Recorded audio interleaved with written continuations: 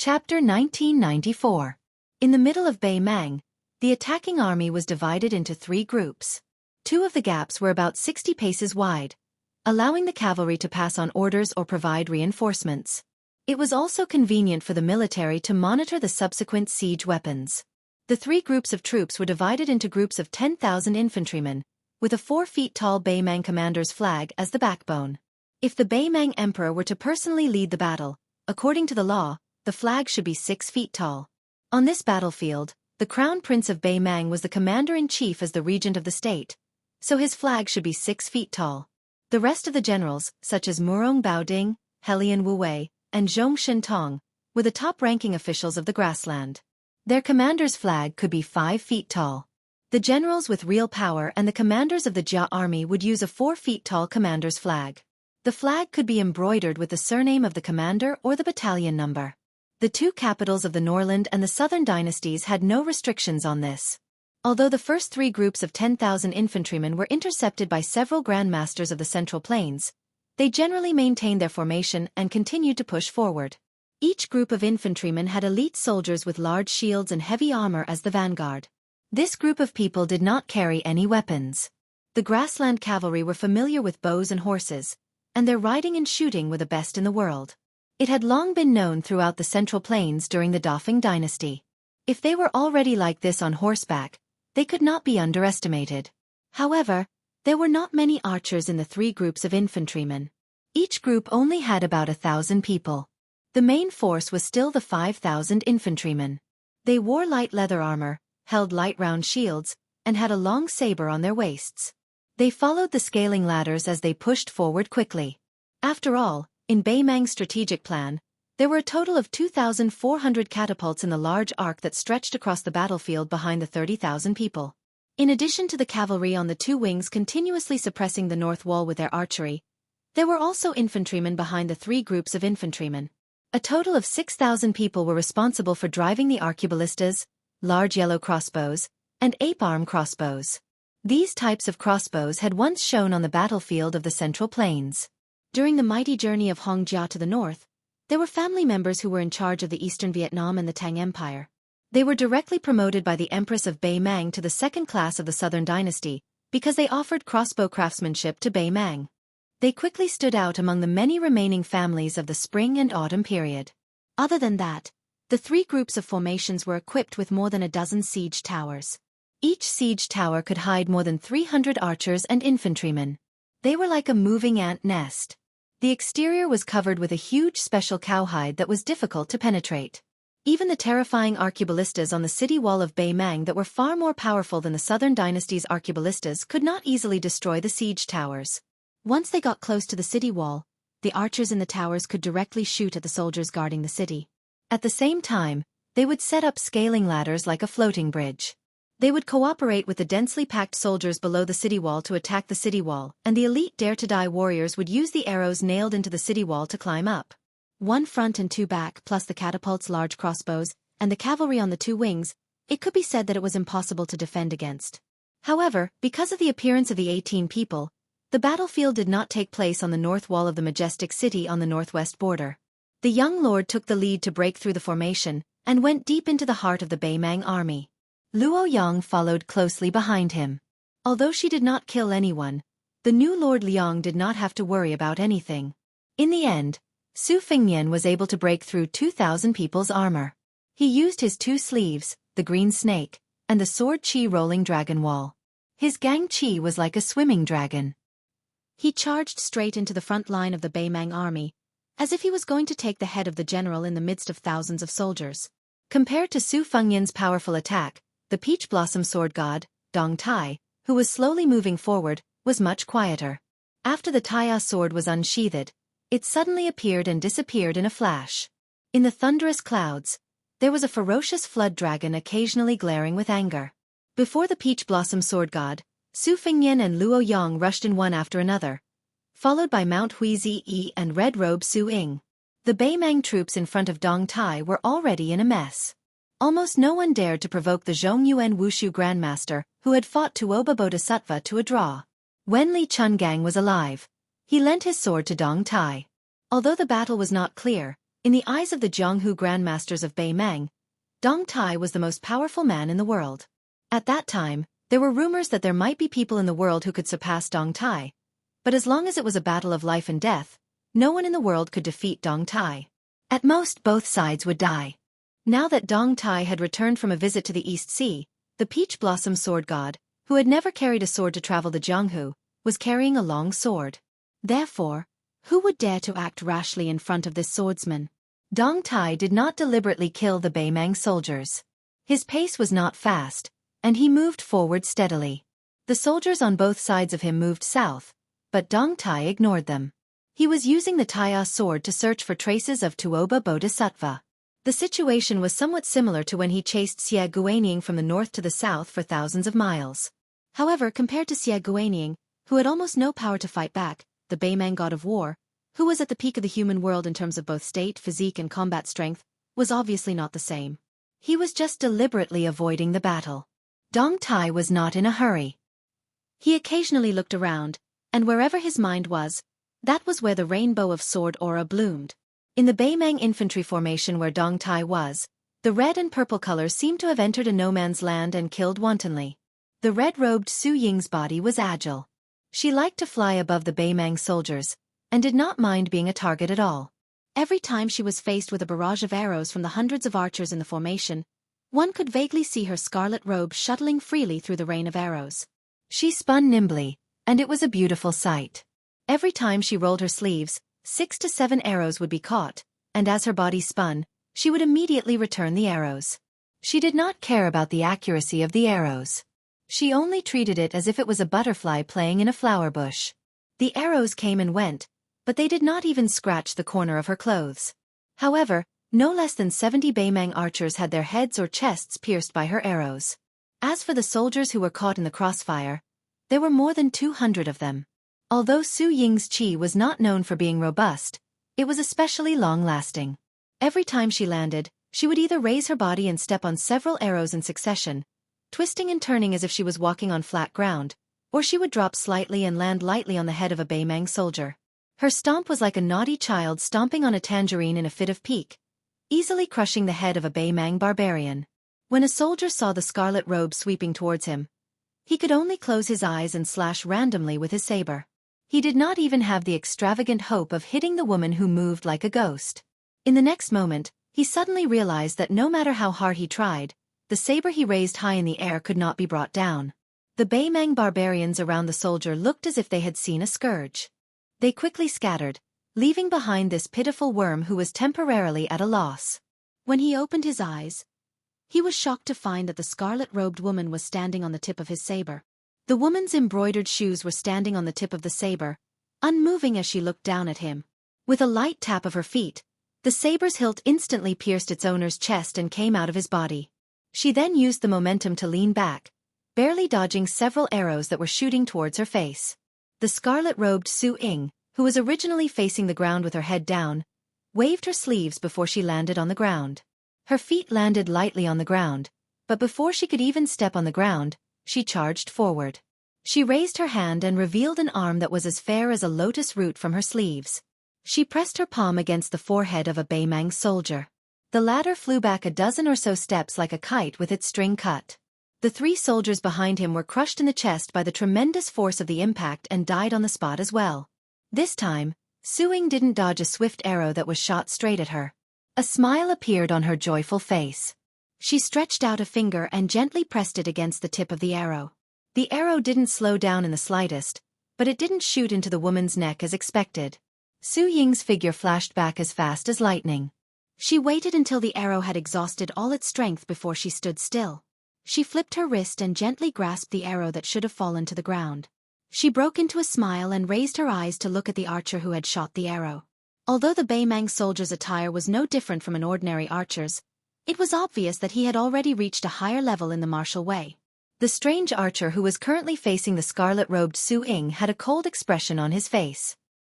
He had originally reached behind his shoulder to pull out an arrow from his quiver, but he probably realized that a strong bow shot was too insignificant for a grandmaster. He withdrew his hand and drew the saber at his waist instead. When he made this move, a dozen or so archers around him also abandoned their bows and drew their sabers. Su Ying stretched out a finger with a smile and slowly hooked it at the soldier. This person was an elite soldier of the border army of the Southern Court. Whether it was cavalry, archery, or infantry, he was extremely skilled.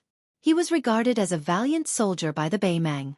Even if this kind of valiant soldier joined the army of the Northern Court on the grasslands and attached himself to the nobles, he would definitely be regarded as a treasure by any Chile arch. They were usually in groups of 10 and hid among the infantry attacking the city, waiting for an opportunity to strike. Not only were they familiar with fighting in pairs, but they were also good at small-scale formations against the enemy.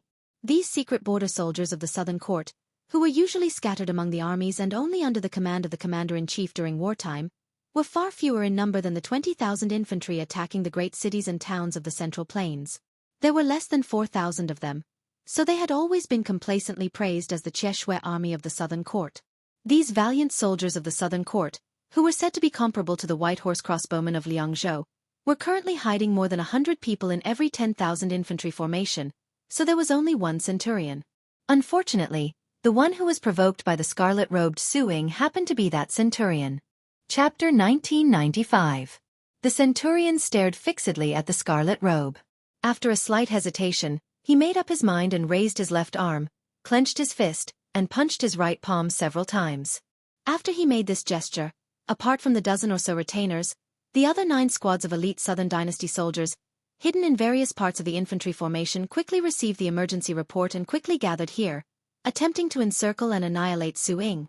Su Ying, who sensed the abnormality, was eager to give it a try and patiently waited. If the scarlet-robed Su Ying was more like a child who played around without any distracting thoughts, then Shenyuan Qingfeng's murderous intent was extremely strong.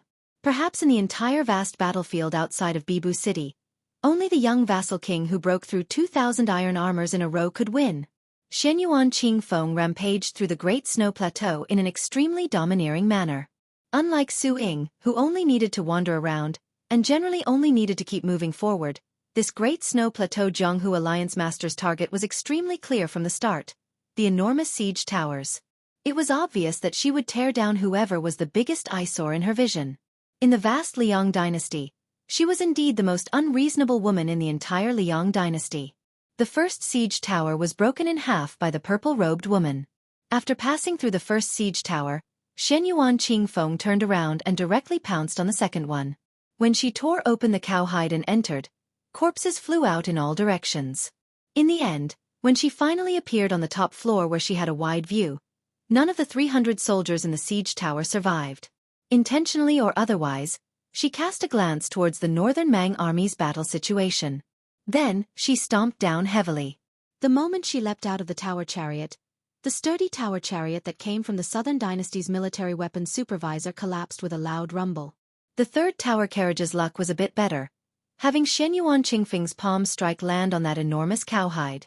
That wave of majestic aura actually shook the entire tower carriage until it was on the verge of collapse. A purple-clothed man entered the watchtower again. The 6 or 7 Northern Mang soldiers didn't even have time to take action before they were smashed through the railings by Shenyuan Qingfeng's sudden and abundant aura. Before they even landed on the ground, they already died while bleeding from their 7 apertures. Shenyuan Qingfeng glanced back at the North Jeju City's drum platform. She was a bit dazed when she saw the snow-white color. The siege tower beneath her was still swaying under the influence of the lingering aura from before. However, at this moment, several arrows shot out from the observation deck of the siege tower, interrupting this purple dress of Mount Insignia's thoughts. She frowned and didn't even turn her head. She casually waved her sleeve, and the arrows flew back along the path they came from.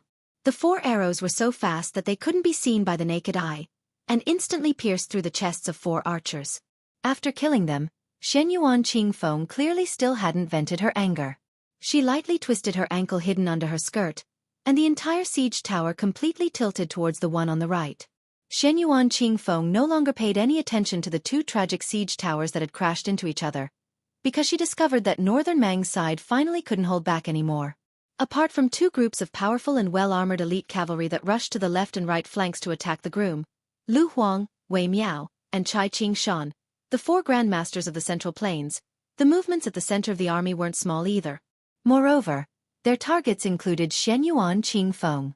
Apart from the cavalry that numbered around 1,000, after leaving their original encampment, They charged towards the south through the gaps between the two paced corridors. There was also a group of black-clothed figures that didn't wear armor, only carrying blades and crossbows. Their movements were concealed, and they didn't appear on the two wide corridors. Instead, they lowered their heads and bent their waists as they quickly advanced through the narrow gaps between the paced corridors. There were also figures that originally came from the rear of Northern Mang's army. They had all sorts of weapons in their hands, and their attire was also greatly different. They didn't carry any of Northern Mang's border army's standard equipment, so they should be Northern Mang Zhonghu experts who had mobilized in full force and then been recruited by the Northern Mang Imperial Court into the Southern Expedition Army. In the past few years, the Grandmasters who could do whatever they wanted in the Zhonghu of Bei Mang all ended up rather miserable, especially in the large-scale invasion of the Bailiang Frontier Army. The Daoud Sect, Chess and Sword Music School, Tibbing Mountain, and Princess Tomb were all severely damaged, especially Princess Tomb and Tibbing Mountain. If it weren't for the support of Bei Mang, they would have been removed from the list of sects in Liang Lake, which was relatively estranged from the imperial court. They would have either been divided up by the joint efforts of other Zhonghu forces who smelled the fishy smell, or their enemies would have kicked them when they were down. The Chess and Sword Music School didn't fare well either. Hong Jingyan, who was known as a CI master, died in battle. Huang Baozhuang, who was known as a CI master, or Luo Yang, who was known as a CI master, left the Chess and Sword Music School. The master of the music school and the group of grandmasters who sneaked into Bailiang died in a foreign land. Apart from the peace order and the crown princess named Hengu, who was known as a CI master, the Chess and Sword Music School, a deep-rooted sect, might be in the same situation as Shenyuan Qingfeng's siege tower. With a little bit of force, the foundation that had been painstakingly accumulated over the past 200 years would collapse in an instant. Shenyuan Qingfeng saw that the three groups of people with completely different backgrounds only cared about heading south, but they chose to ignore the young vassal king and the white-robed Luo Yang who were deep in the enemy lines.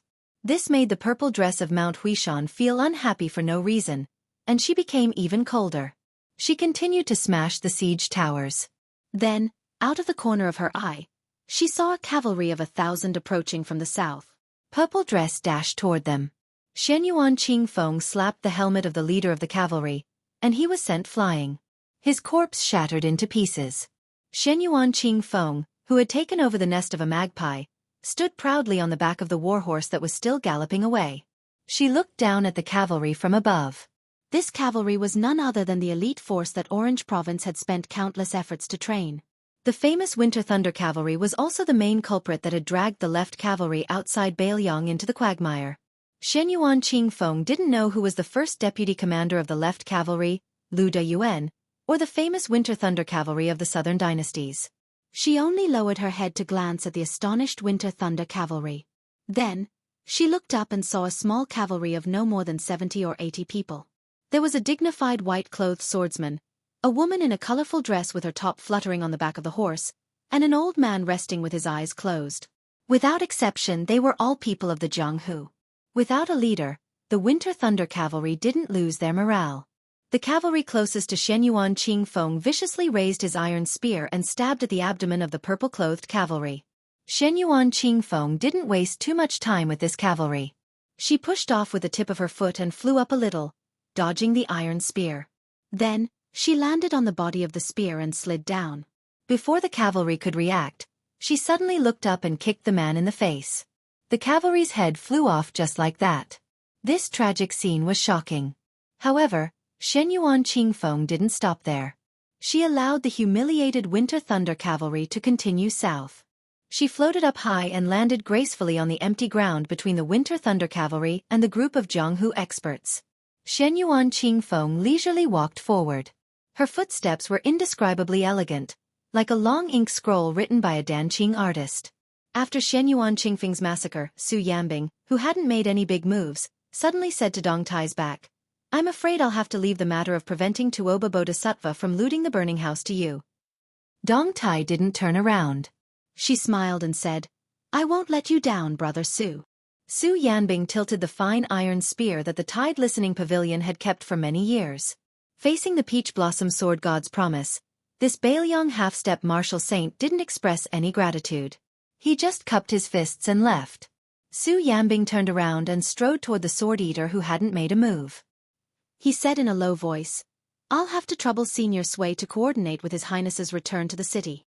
Sui Xiegu glanced at this junior martial brother of the spear immortal Wang Xiao. The old man didn't comment on Su Yanbing's request. Su Yanbing didn't force him either. He went to support the young sword-crowned swordsman from the sword tomb of the Wu family. Wudong's great spiritual master Yu Xingrui had already left to support Mao Shulang and Ji Lu'en, the two grandmasters of Nanjiang. Wu Luding and the swordsman Cui Hua were still facing an entire formation of 10,000 men. Although they hadn't fallen into a certain death situation, they were already surrounded by layers of iron armor. For some reason, the female swordsman with outstanding swordsmanship didn't unsheath her Su of Gojosian sword to kill the enemy, even though she had seen the sword crown of the sword tomb's aura weaken many times and was surrounded by danger. She seemed unwilling to take the initiative to help Wu Luding share the pressure. In addition, the young sword crown was really like a newborn calf that wasn't afraid of a tiger. He buried his head in the formation and pressed forward with indomitable will, as if he couldn't wait to kill the Beimang crown prince. In contrast, Mao Shulang and Ji Lu'en, one of the few bladesmanship grandmasters in the world, were more steady. They were even able to greatly limit the speed of the entire attacking formation. The reason why Yu Xingrui, the master of the current Wudong sect leader Li Yufu, chose to support Mao Shulang and Ji Lu'en was reasonable. Firstly, it could greatly impede the Beimang's attack. Secondly, the young sword crown was too rash and radical. Yu Xingrui couldn't stop him even if he wanted to. After all, Yu Xingrui had long heard of the unreasonable rules of the withered swordsman of the sword tomb of the Wu family. Even if he was a kind elder and a martial arts senior, even if he had compassion in his heart, it would be very troublesome if he really helped. He was afraid that not only would he not be able to help, but he would also be superfluous. Chapter 1996. In the formation, the young sword crown from the sword tomb of the Wu family had his vision blurred by sweat. He held two sabers that he had casually snatched and had just repelled the dense saber formation of more than 100 Beimang soldiers. For a swordsman like Wu Luding, it didn't matter what kind of weapon he had in his hand. He took the opportunity to gasp for breath, shook his head, and lifted his sleeve to wipe his sweat. Looking ahead, the young man grinned. The so-called battle between masters was a battle of qi, which was the truth of martial arts. However, that was under the situation where both sides were evenly matched and there was no room for the slightest difference. But when it came to fighting on the battlefield, there was no such thing. For example, no matter how closely the Beimang soldiers and archers connected their attacks, there was no way that the young sword crown did not have a chance to breathe. However, this did not mean that Wu Luding had become a legendary enemy on the battlefield. This was because the depth of a martial arts master's qi was ultimately fixed. Not to mention the earth immortals, even the celestial state masters who could resonate with heaven and earth did not have an inexhaustible qi. Every time they breathed, it was just a reaccumulation of power. The speed of the qi in the body was definitely much faster than the speed of replenishment. Especially compared to Wang Xianji, Tuoba Bodhisattva, or Shen Yuan Pan, the ancestor of Mount Hui, who were pure martial artists, whether swordsmen focused on sword intent or swordsmanship, regardless of whether they had reached the first level, their physique was inevitably not as strong as the former. Therefore, in the 500 years of Jianghu, the people who advanced the fastest were usually the gifted swordsmen. Previously, there was Li Chungang, the spring and autumn sword armor, and now there was Chen Tianyuan, the banished immortal of Tai Bai sword sect.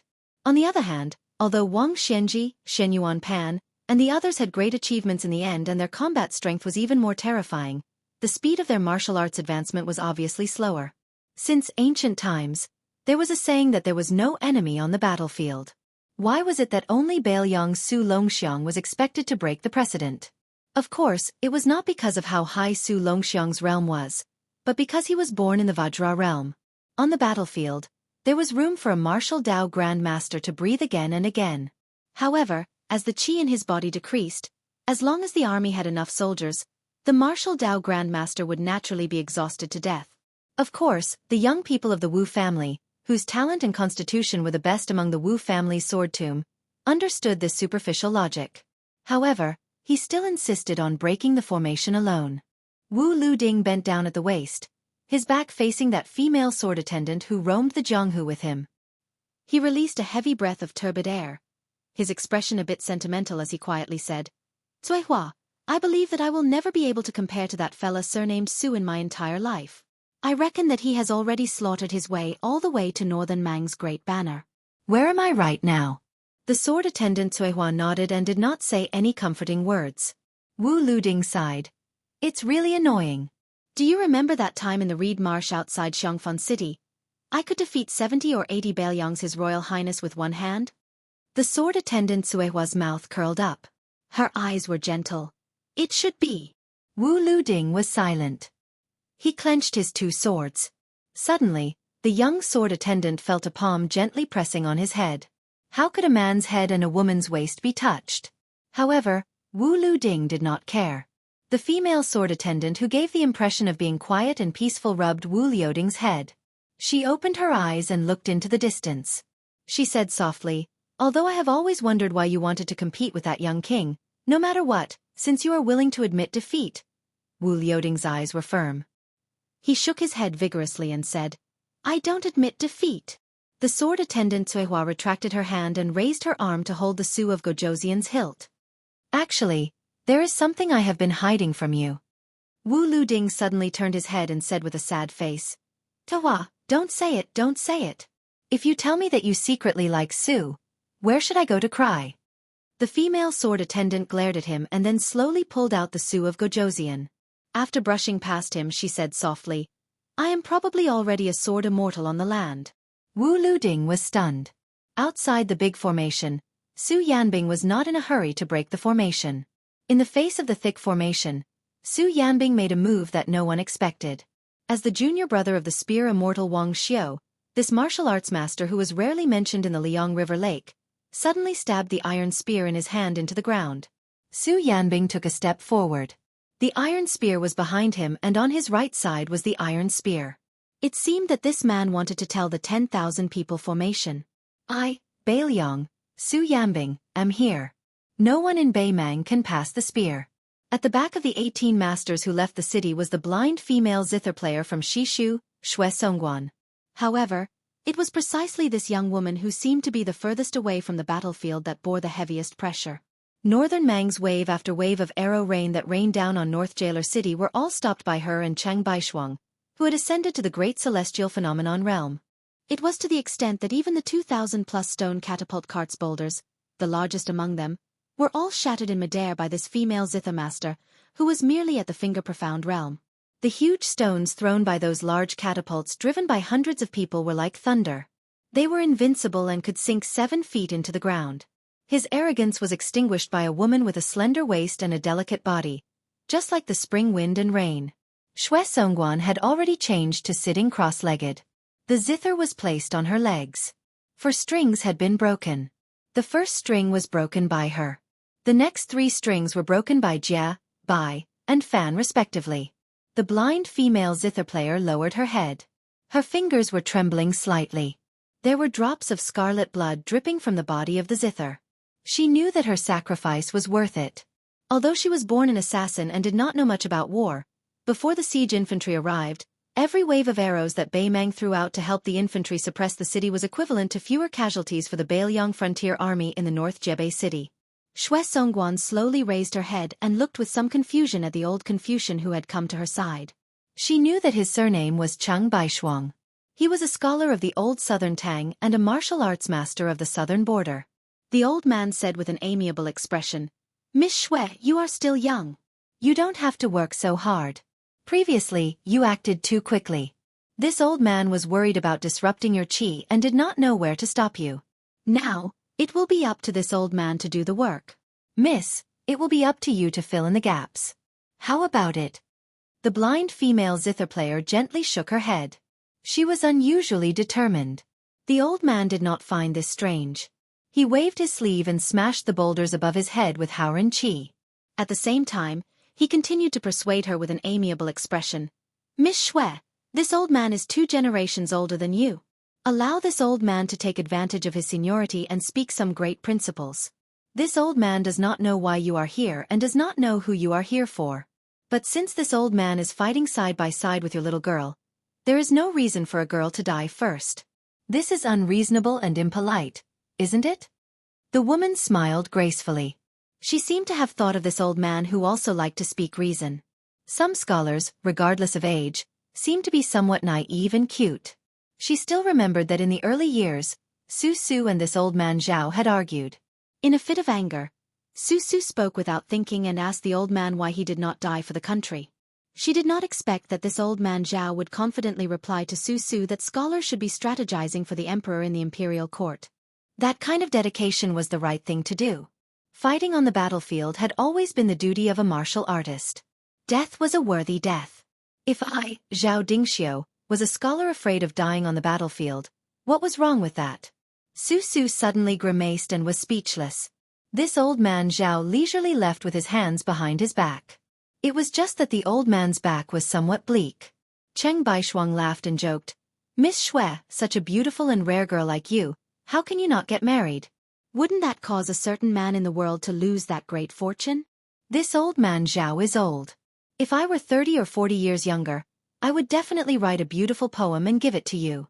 A gentle and graceful girl is a good match for a gentleman." Xue Songguan blushed. Cheng Baishuang restrained his expression and said, "Next, let this half-scholar old man put in more effort. Miss Xue, what do you think?" Xue Songguan did not know how to answer.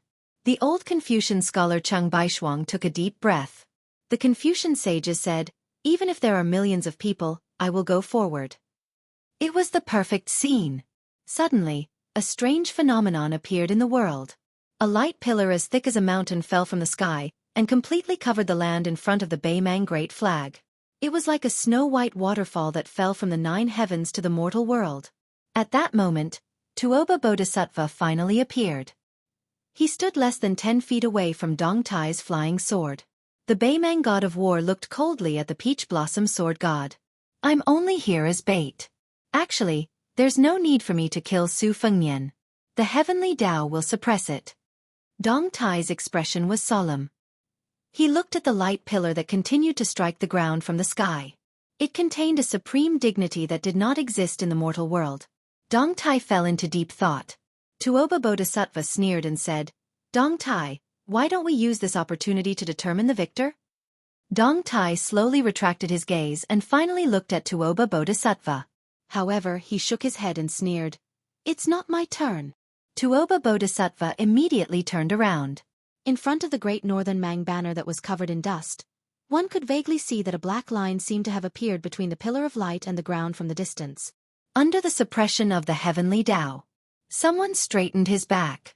Chapter 1997.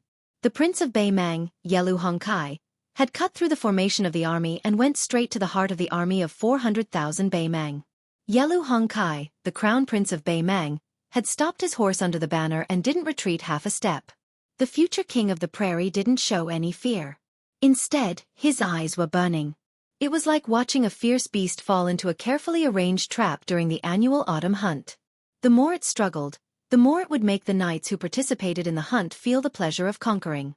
The crown prince, who had been mediocre for many years, had always been regarded as a puppet by the nobles of the prairie. They thought that he was just an ordinary person without any talent or strategy. Many of the royal family members who were angry at his incompetence even thought that he had tarnished the noble surname of Yelu. However, it was undeniable that the young man who had inherited 70% of the former emperor's looks and wore the dazzling armor that the former emperor always wore when he was alive. He was indeed like a god of war in golden armor on the battlefield. Yelu Hongkai held an exquisite dagger inlaid with several priceless gems in his right hand, and gently tapped the scabbard on his left palm.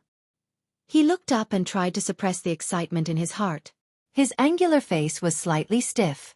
This noble of the prairie who had endured humiliation for many years kept breathing softly. He was afraid that if he revealed any clues, the great grandmaster of martial arts commentary, who rose like a comet in the world, would stop at the edge of the cliff and cause his efforts to be in vain. Yelu Hongkai subconsciously narrowed his eyes. His mood was complicated. If the Prince of Northern Liang could be prefixed with the word young, then just like the emperor of the Zhao family in Liang, a young vassal king and a young emperor, they were both fully deserving of the title young. This was because there was a gap of several years between them. However, Yelu Hongkai was different. He had long passed the age that the scholars of the Central Plains called getting married. He was 35 years old. According to the survivors of the southern dynasties, there was a saying in the Central Plains that people who lived in the 70s were rare. He knew that his martial arts talent was mediocre. Not to mention the few top grandmasters like Tuoba Bodhisattva, Hong Jingyan, and Sword Qianjin, even Zhong Tan, Li Fengshou, and Tuoba Chun's son of the same age were far inferior. Therefore, he had no chance to become a level 2 master and naturally couldn't enjoy the life extension after refining his body. In this way, half of his life was gone. Except for marrying the woman with a prominent background under the emperor's order and becoming a couple with a woman who was extremely boring on and off the bed. He remembered that at that time, most of the young nobles in the Norland were waiting to see him, the crown prince, become a joke. They were waiting for the woman who slept with him to openly keep a gigolo. However, the crown prince's wife, who won the title of 2 Words Poem in the chess and sword music school, was quite well behaved. She lived in seclusion and rarely went out. She didn't follow the example of those bold and unrestrained noble women who had an ambiguous relationship with eagle-like prairie men. She also didn't go to the western capital of the southern dynasties to hook up with some nobles. Other than that, it seemed that Yelu Hongkai didn't have any other outstanding achievements. As the crown prince of a country, the future leader of millions of cavalry in the grassland, how sad and pitiful it was to live like this. Yelu Hongkai couldn't help but look ferocious. His 5 fingers clenched the scabbard, and blue veins bulged. Finally, the young king of Liang didn't disappoint the crown prince. He killed a bloody path and stood still with a cold knife in his hand. Although he was surrounded by hundreds of thousands of soldiers, the young king still looked calm and handsome. This was probably the so-called handsome and elegant. Yelu Hongkai found that the jealousy in his heart was so strong. It was like the withered grass in the vast grassland at the end of autumn. If you threw a match casually, the grass would burn fiercely and endlessly. Even if he knew that the young man standing a mile away was a person who was going to die, he couldn't suppress this feeling. For no reason, the crown prince of Beimang wanted to drink the famous Bailiang green ant wine. He really wanted to drink it in front of the proud son of Liang heaven. Under the watchful eyes of the crowd, Yelu Hongkai, who was wearing a bright armor, squeezed the horse's belly. The intelligent Fergana horse gently stepped forward a few steps. The man and the horse left the shadow of the big banner. The crown prince of Beimang laughed and said, "What a great king of Bailiang! If you and I didn't meet on the battlefield, I would have held your arm and talked with you. That's why I, Yelu Hongkai, would take out the best horse milk wine in the grassland and drink with you Su Fengnian until we are drunk." Behind the northern Mang crown prince were tens of thousands of heavily armored Xie Shui soldiers. When the 2,000 elite guards and cavalry closest to Yelu Hongkai heard these words clearly, most of them revealed strange expressions. They clearly didn't expect this crown prince, whose reputation wasn't good, to be so imposing and majestic. As a result, their gazes towards the back of that golden-armored figure retracted a bit of their disdain and contempt. After all, compared to the royal army of the Liang dynasty that was hailed as the son of heaven's heavy armor by successive generations of Zhao monarchs, the grassland's Xie Shui army had an even more transcendent status. They all came from the A and B families. Of course, this also had to do with the fact that there were relatively few Chinese in the southern dynasty, while there were many large families in the Norland. In the western capital where the remnants of the southern dynasty gathered, as long as one was a descendant of the A and B families, let alone a direct descendant, even a slightly talented and knowledgeable member of a side branch would often be able to secure a place. There was no lack of people who came from the C's and D's families to serve as important officials in the western capital. The reason why the old minister Yelu Hongkai, whose name sounded similar to the northern Mang crown princes, was still able to stand tall even after the empress seized the throne and ascended to the throne, was because this rotten old man who would be either dozing off or mentally wandering 10,000 li each time he held a meeting grasped the hearts of almost half of the Xie Shui army. Murong Bao Ding, who was known as the #1 relative of the empress, was supposed to be in charge of the Aquarius prefecture, which was an important source of food and war horses. However, in the end, he could only go to the Orange prefecture, which was ranked the lowest among the 13 prefectures.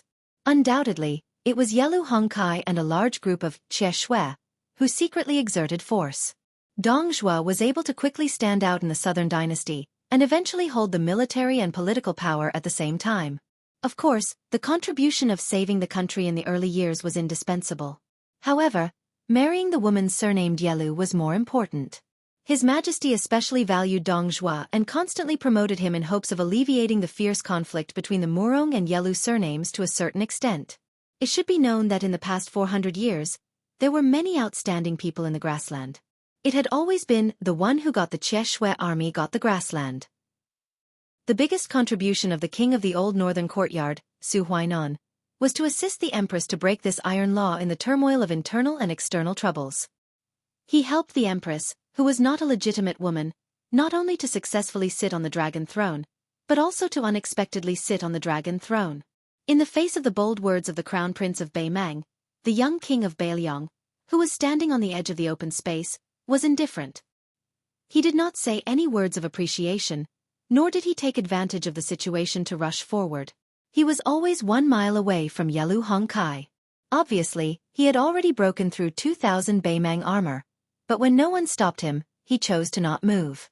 This made the Beimang infantry behind the young king and the Cheshui army behind the crown prince of Beimang puzzled. Could it be that he had finally reached the point where he was an arrow at the end of its flight? Yelu Hongkai did not continue to urge his horse forward.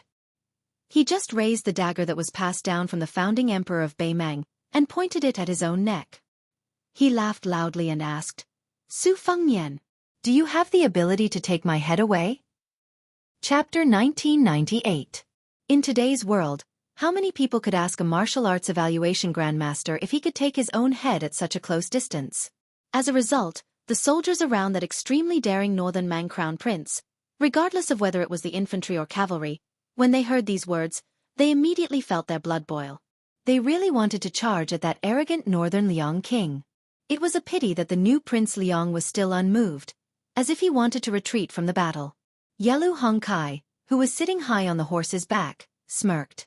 Within the orderly northern Mang army, this 1 li wide open space stood out abruptly and conspicuously.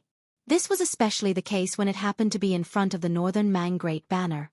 Even a blind person would know that there were hidden mysteries.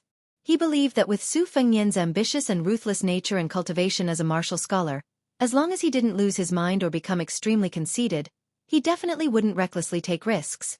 Yelu Hongkai also didn't feel that a few words of provocation would be enough to successfully lure Su Fengnian, the backbone of Northern Liang's 300,000 cavalry, into a trap. However, there were some things that some people had no choice but to do. It was very simple. Yelu Hongkai knew why he was suddenly able to govern the country. Why was he able to control 400,000 troops in one night and lead them south to attack Beiming City? Could it be that Her Majesty, who had been cold-blooded all her life, suddenly became merciful and decided to hand over the grassland to him, using the merit of Beiming City to pave the way for her only remaining flesh and blood? Of course not. She never cared about the fact that even a vicious tiger wouldn't eat its own cubs. On the contrary, the reason why she supported him to the position of commander-in-chief of the southern expedition was because she wanted to use him as the world's biggest bait. She wanted to use 400,000 troops to force the young man named Su Xiao to come out of the city. At the same time, she wanted to make Su Xiao's eldest son feel that there was hope to capture the king first to capture the bandits. Therefore, as the crown prince and the commander-in-chief of the southern expedition, in the end, he only had Deng Mao by his side to protect him. Tuoba Bodhisattva, Murong Bao Ding, Zhong Shentong, Zhong Liang, Li Mibi, and the others with a few martial arts grandmasters left on the grassland. Yelu Hongkai could only order them to attack the city, but there was no way he could make them stay by his side and form an iron bucket formation. Otherwise, how could he be a qualified bait? Taking a step back, Yelu Hongkai didn't think that Beimang's 400,000-strong army would collapse if he died. He believed that with His Majesty the Emperor's methods and the arrangement of the peace decree, even if 10 Yelu Hongkais died outside Jebei City, the siege of the city would not be delayed. Speaking of which, while his relationship with the Emperor as mother and son was thin, there was still some left. For example, he had at least learned of the shocking plan last night, and he also felt that his victory was within his grasp. At this moment, Yelu Hongkai was too lazy to look at the cautious young lord. Instead, he looked up at Jebei City in the distance and clicked his tongue in wonder. He didn't expect that so many grandmasters from the Central Plains would rush to the battlefield outside Liangzhou Pass. Otherwise, the grassland army would have already begun to climb the city. But this was also a good thing, a very good thing. Nearly 20 of the top martial arts grandmasters from the Central Plains died one after another outside Jebei City under the crushing of his own cavalry. This unprecedented achievement would be recorded on Yelu Hongkai's head.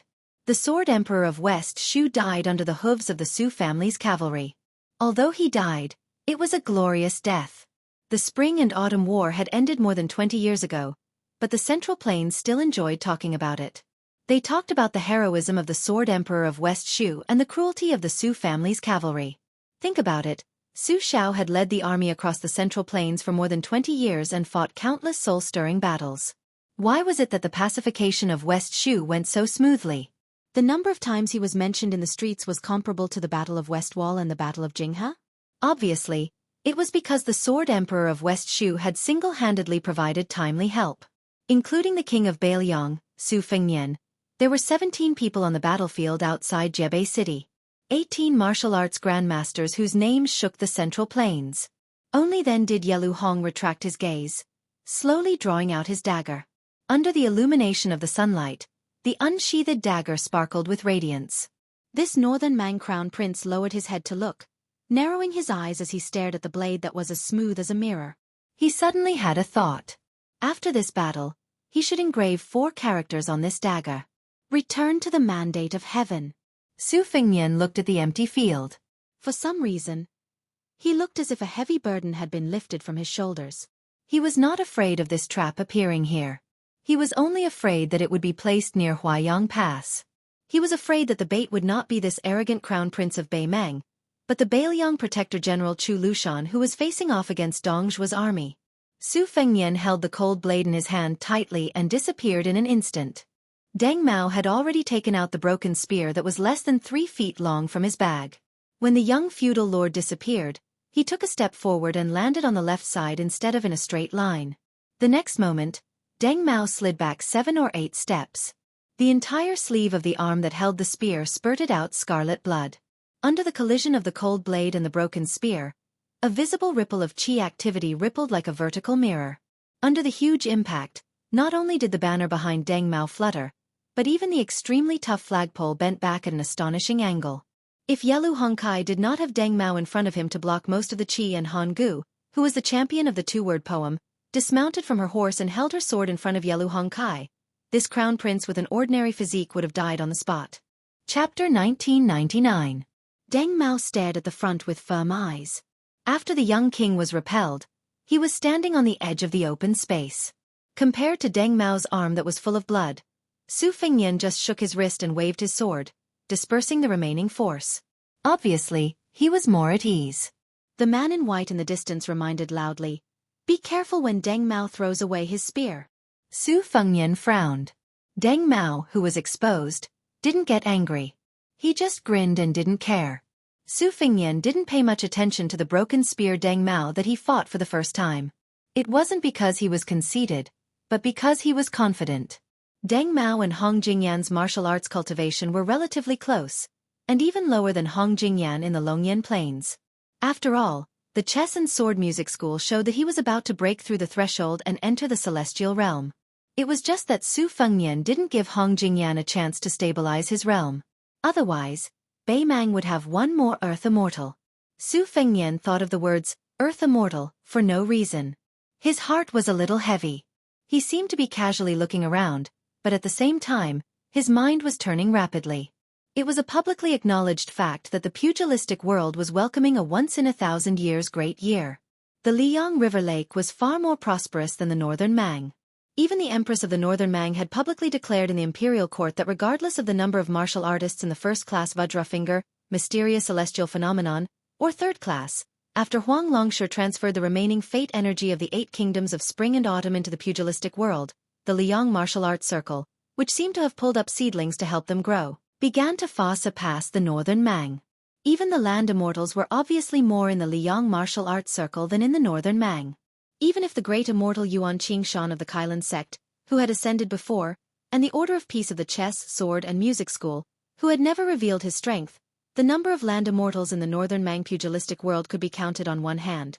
However, Liang Zhonghu seemed to be lush and green.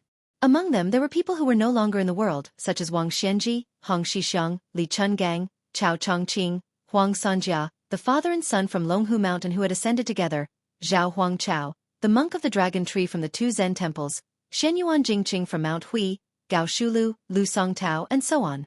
Not to mention, there was also the first sage of the Confucian school who lived in seclusion in Shangyin Academy, as well as the group of people who were still alive, such as Su Fengnian, the peach blossom sword god Dong Tai, Chen Jibao, the eunuch from Tian City who was the same age as Gua, the white-robed monk Li Dongxin, and Tantai Pingjing from the Guanyin sect. Moreover, Su Yambing, Gu Jiantang, Shenyuan Qingfeng, Wu Jianqing, and Cheng Baishuang were only a step away from the Earth Immortal realm. Although this was related to the fact that Beimang's Jianghu had never obtained the Spring and Autumn Providence, it was still unreasonable for there to be such a great disparity between the top Grade 1 Grandmasters of both sides. In particular, the disparity in the number of Earth Immortals was almost 2 hands apart, which was extremely strange. According to the deduction of Su Fengnian and the young leader of Wudong, Li Yufu, Beimang's Jianghu should not be so lifeless. In the past 20 years, there should be at least 4 to 6 more Earth Immortals, one for each of the Confucian, Buddhist, and Taoist sections. There should be 1 or 2 Earth Immortals among the pure martial artists. The possibility of someone successfully becoming an Earth Sword Immortal was the highest. However, even if Su Fengnian and Tuoba Bodhisattva were fighting in the western region for thousands of miles, or killing the black dragon that symbolized Beimang's fate outside Liuzhou Pass, there were still no Earth Immortals who appeared out of nowhere to stop them. It was as if someone in Beimang was deliberately suppressing the Jianghu's fate. But no matter what, where did the 3 or 4 Earth Immortals who should have shown in Beimang in the past 20 years go? It was not that Su Fengnian did not know that Beimang was using Crown Prince Yelu Hongkai as bait to lure him to take the head of the general. In fact, Su Fengnian did not have much interest in killing Yelu Hongkai. If the old woman died of illness or a sudden death, then Yelu Hongkai's existence would not change Beimang's chaotic situation. On the contrary, it would worsen the internal strife. At the very least, his appearance would become a stumbling block in front of Yelu Hongkai and Yelu Dongchuang. If the Yelu family wanted to regain the glory of their ancestors, they would first have to engage in an internal strife before they could have the qualifications to unify the power of the imperial family and fight against the representative of the vassal towns, General Dong Zhuo, the leader of the foreign relatives, Murong Baoding, and the other major powers of the grassland. Moreover, Yelu Hongkai had secretly probed Mount Qingliang through the famous princess of the grassland. Therefore, Su Fengnian did not bat an eyelid when faced with Yelu Hongkai's provocation. Su Fengnian was sure that there was a trap at his feet, which was why he dashed forward. Su Fengnian did not move forward in a straight line. Instead, he moved in an arc to where Deng Mao was blocking the way. The degree of danger of this trap was directly related to how highly the Crown Prince of Beimang was regarded by Su Fengnian. This also required Su Fengnian to weigh the pros and cons. In the end, the one Su Fengnian really wanted to kill was Tuoba Bodhisattva. The current Tuoba Bodhisattva had the invincible in the human realm that was close to the peak of Wang Xianji's martial arts. What did this mean? It meant that unless 2 martial arts grandmasters joined hands, they could barely stop the person Tuoba Bodhisattva wanted to kill. The reason why Su Fengnian did not go to Dunhuang and why Huyen Daguan stopped him from rushing to Beimang was very simple. It was because of Tuoba Bodhisattva. Now, in the situation before Su Fengnian, there were 2 things that must be done. North rejecting city could not be lost. Even if Tuoba Bodhisattva was not killed, he could not continue to have that state. As for Yelu Hongkai and the others, they were not even worth mentioning. Chapter 2000. To lead those grandmasters of the Central Plains on a 1,000-mile raid to assassinate the old woman in Beimang, not to mention whether those grandmasters were willing to do so, in fact, it was absolutely impossible. On one hand, at that time, the principal of the chess and sword music school, Xiao Nian of the Princess Grave, Tai Mu Dyer, and a large group of Beimang grandmasters infiltrated the border of Yuzhou province, but they were all intercepted and killed. With Tuoba Bodhisattva's unblemished celestial being realm, the imposing manner of the 18 people gathered together was like a candle in a house in the dark night. Beimang could very well wait for the rabbit to come out of a tree stump and wait for the rabbit to come out of the tree stump. With Tuoba Bodhisattva leading a large group of Wu Dao grandmasters as the vanguard, they might not even be able to reach Xijing by then.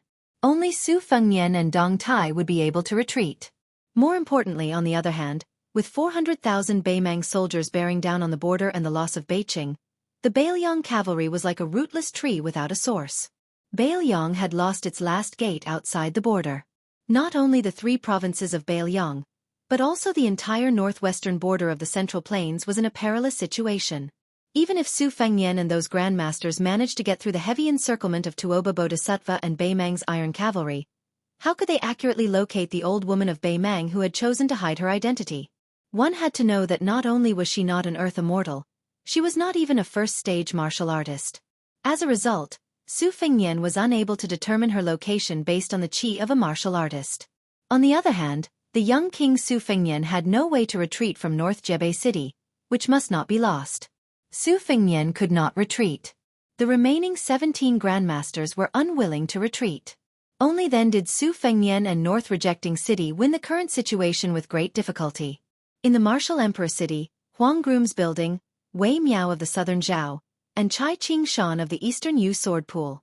They risked their lives to stop the cavalry on the two wings of Bei Mang from shooting at the top of the city walls. Wu Lu Ding and sword made Sui Hua of the Wu family sword tomb, as well as Su Yambing behind them.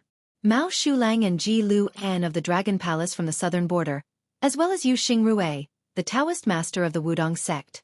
These two groups of people defended their position to the death, in order to delay the Bei Mang's besieging troops as much as possible. At the rear, Cheng Baishuang and Xue Songguan were doing their best to stop the Bei Mang archers and the 2,000 catapults from attacking Bei Mang City. Bei Mang did not lack war horses or cavalry. They were known as the best cavalry archers in the world. They only lacked infantry that were good at sieges. The grandmasters of the Central Plains behind Su Fengnian and the white dress Luo Yang were actually doing the same thing, which was to exchange their lives for the greatest loss of the Bei Mang infantry. Obviously, Bei Mang was also aware of this, so they quickly mobilized Murong Baoding and Zhong Liang's private cavalry, as well as the elite cavalry and the spiderweb men of sacrifice, as well as the Bei Mang Jianghu forces that had decisively turned out in full force. They were using our entire Bei Mang Jianghu to exchange for your dozen people's Jianghu. If Bei Mang's Jianghu is still not enough, then we'll add in our grassland cavalry. Many Bei Mang officers and soldiers recognized the identity of the white dress, and they all had complicated feelings. After all, this grandmaster was known as the #1 devil path person in Bei Mang. In the Bei Mang court, where martial force was highly valued, everyone was happy to see him as a rebellious hero. However, Huyen Duguan had never shown up, and this great devil, as a grandmaster of the Central Plains, had chosen to stand on the enemy's side. This made the nearby Bei Mang cavalry feel somewhat helpless, but they were not in a hurry to draw their swords against the infamous Luo Yang. Su Fengnian's hesitation before the battle and his failure to make a prompt decision to kill the Bei Mang crown prince made Deng Mao feel somewhat regretful. Deng Mao wanted to open his mouth and say to the young man, "Su Fengnian, you could have died more heroically." In Deng Mao's eyes, this kind of cautiousness that did not match the dual identities of a grandmaster of martial arts evaluation and the king of Bei Mang was just a chance to live a little longer in the world, or to make Li Mixi pay an extra price. Luo Yang had been quietly standing 200 steps behind Su Fengnian the whole time. In her vision, a young knight with a face full of armor suddenly appeared. He broke out from the Qieshui army behind Yelu Hongkai and passed by the banner and the Bei Mang crown prince. He slowed down his horse's hooves and looked down at the young king Su Fengnian from above. He raised his arm and slowly took off his helmet. He had an ordinary appearance, but he had a pair of strange golden eyes. From the corners of Su Fengnian's eyes, he saw that following this young knight's sudden appearance, the circular clearing began to retreat like a tide. In the end, another 7 or 8 northern Mang cavalry were revealed, stopping their horses in place. Su Fengnian, who had been standing on the arc, instantly landed in a larger circular open space. The young knight with golden eyes said in a hoarse voice, "Su, we finally meet again." Su Fengnian asked with a smile, "A cut willow Li Fengshuo?" The young knight pulled up the corners of his mouth and said with a sinister smile, "Good eyesight." In the hinterland of the Central Plains, this genius swordsman nicknamed A Cut Willow, together with Spiderweb's leader Old Moth and Bei Mang's relative Murong Long Shui, chased after Miss Hehe. The other two successfully escaped. Only Li Fengshuo was cut in half at the waist by Su Fengnian, who was still His Royal Highness at the time. According to reason, he should have already died to the point where he couldn't be more dead. This young knight, who was rumored to be Li Mibi's illegitimate son, stared at the young king. Your Li Yang's Great Peace City has a great formation that is specially used to deal with Earth Immortals. Our Great Mang is a dynasty built on horseback. Since this is the case, I believe that you, Su Fengnian, have also realized that after you entered the Earth Immortal realm, Bei Mang had no choice but to create this seemingly unremarkable secret formation to deal with you. However, I am very curious. Why aren't you running? Are you waiting for death? Su Fengnian turned around to look at Luo Yang. The latter didn't hesitate at all and rushed away. A cut willow's phoenix head leaned forward slightly and shot a glance at the demon who had previously shaken the grassland. His eyes were full of regret, but soon he felt relieved. Leaving behind this young king who oversaw the Central Plains' northwest border, successfully pulling out this damned nail, could be considered as not wasting such a huge amount of effort. In an instant, a cut willow's figure disappeared from the horse's back. At the same time, those knights who didn't have any strange chi fluctuations at all, as if they were possessed by celestial beings, dazzling snow-white light shone from their 7 apertures and the iron armor on their bodies. In the next moment, Su Fengnian crossed his cold blade in front of him. Bei Mang's cut willow's phoenix head was actually holding the young king's war blade with one hand behind his back and the other hand's 5 fingers behind his back. Li Fengshou, who was at most in the Finger Xian realm for the first time, revealed his strength at this moment, absolutely not inferior to an earth immortal. With Su Fengnian and Li Fengshou as the center, 12 Bei Mang knights who were blooming with white flowing light had already abandoned their horses and stood in a big arc. One of them was standing right in front of Crown Prince Yelu Hongkai. 12 people, 12 celestial beings who had temporarily stepped into the earth immortal realm. 12 of them, at the same time, opened their arms, and the white light connected into a circle, like a snow-white flood dragon entrenched in the human world. Li Fengshou's face was ferocious and proud. His 5 fingers that were holding the cold blade were surrounded by lightning, like an electric dragon swimming around. The young Bei Mang man's lips moved slightly and spat out 2 words. Dead. Su Fengnian swept his blade and easily cut off Li Fengshou's head. There was no blood spattering. The corpse fell to the ground like a shriveled skin bag. Then Su Fengnian looked up at the sky. In his vision, there was only a dazzling snow-white light. It was like a full moon falling into the human world. Outside the big circle, Li Fengshou appeared beside Yelu Hongkai and Deng Mao. His eyes had returned to normal, but his whole body was covered in wounds. It was a horrible sight. However, this young man simply ignored the wounds on his body and his soul that had been broken together with his body. He only had joy in his eyes. Even if I have no future in martial arts in this life, it's worth it. The sun rose from the East Sea. The full moon fell on the human world. Within a day, outside the Liangzhou Pass, in less than half an hour, these 2 spectacular scenes were seen one after another. On the city wall of the North Barricade, countless Bailiang border guards could only watch the light column as thick as a mountain heavily hit the young king's head. Behind the northern Mang Great Army, Yelu Dongchuan and Chun Ju Bo Tuoba stood side by side on the observation deck of a tower carriage. The former clicked his tongue in wonder and said, "So this is our emperor's trump card?" Tuoba Chi Yun pressed his hands on the rough but sturdy railing and exhaled heavily. The young man, who had always been expressionless, suddenly raised his hands and patted the railing. He said in a carefree and loud voice, "Done." People didn't know that Chuanju Bo Fengyun was the one who had set up this big plan. Yelu Dongchuang suppressed the killing intent in his heart toward Tuoba Fengyun and asked curiously with a smile, "Chuanju Bo Fengyun, can you explain to me?" Tuoba Fengyun hesitated a little. Perhaps because he had personally created this great situation that could be said to have saved half of the country. Even Tuoba Fengyun couldn't help but feel a little proud. He looked at the majestic light column that had not shown any signs of decline and said with a smile, "Presumably, you also know that there were several banished immortals that fell one after another in the border areas of the Southern Dynasty, right?" Yelu Dongchuang nodded and secretly looked at the side face of his peer from the corner of his eyes. His high-spirited spirit that was even better than that of the scholars in the Central Plains really made people envious and jealous of him. Tuoba Fengyun's eyes were only focused on the magnificent battlefield of heaven and man in the distance. He continued to talk about his strategy. Those were just icing on the cake. In fact, even if there weren't several celestial beings that were knocked down to the human world by Su Fengnian, Bei Mang's Zhenghu fate was enough to accumulate 4 or 5 celestial beings.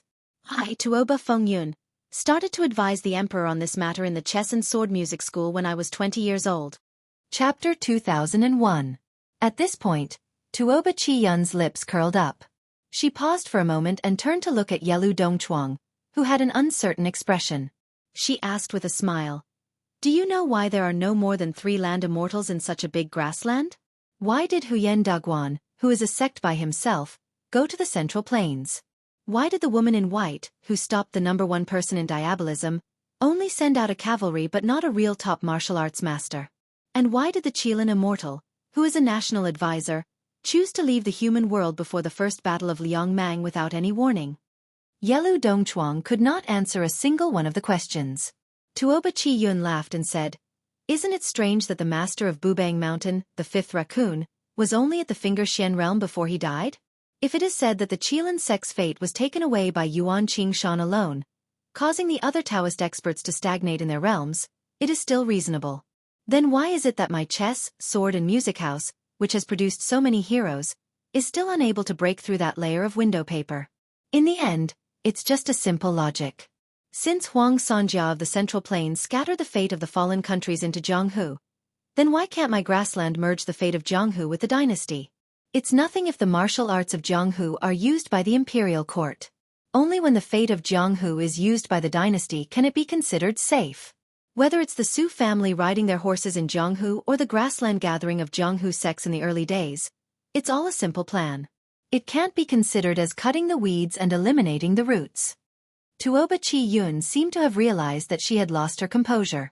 She quickly stopped smiling and returned to her calm state of mind. She no longer revealed the secrets of heaven. You only need to know that in order to suppress Su Fengnian, the emperor paid an immeasurable price. Therefore, the king of Bailiang died a worthy death. Yelu Dongchuang rubbed his chin. He did not care whether the king of Bailiang died a worthy death or not. He only knew that the shrewd young man beside him was definitely not to be attracted.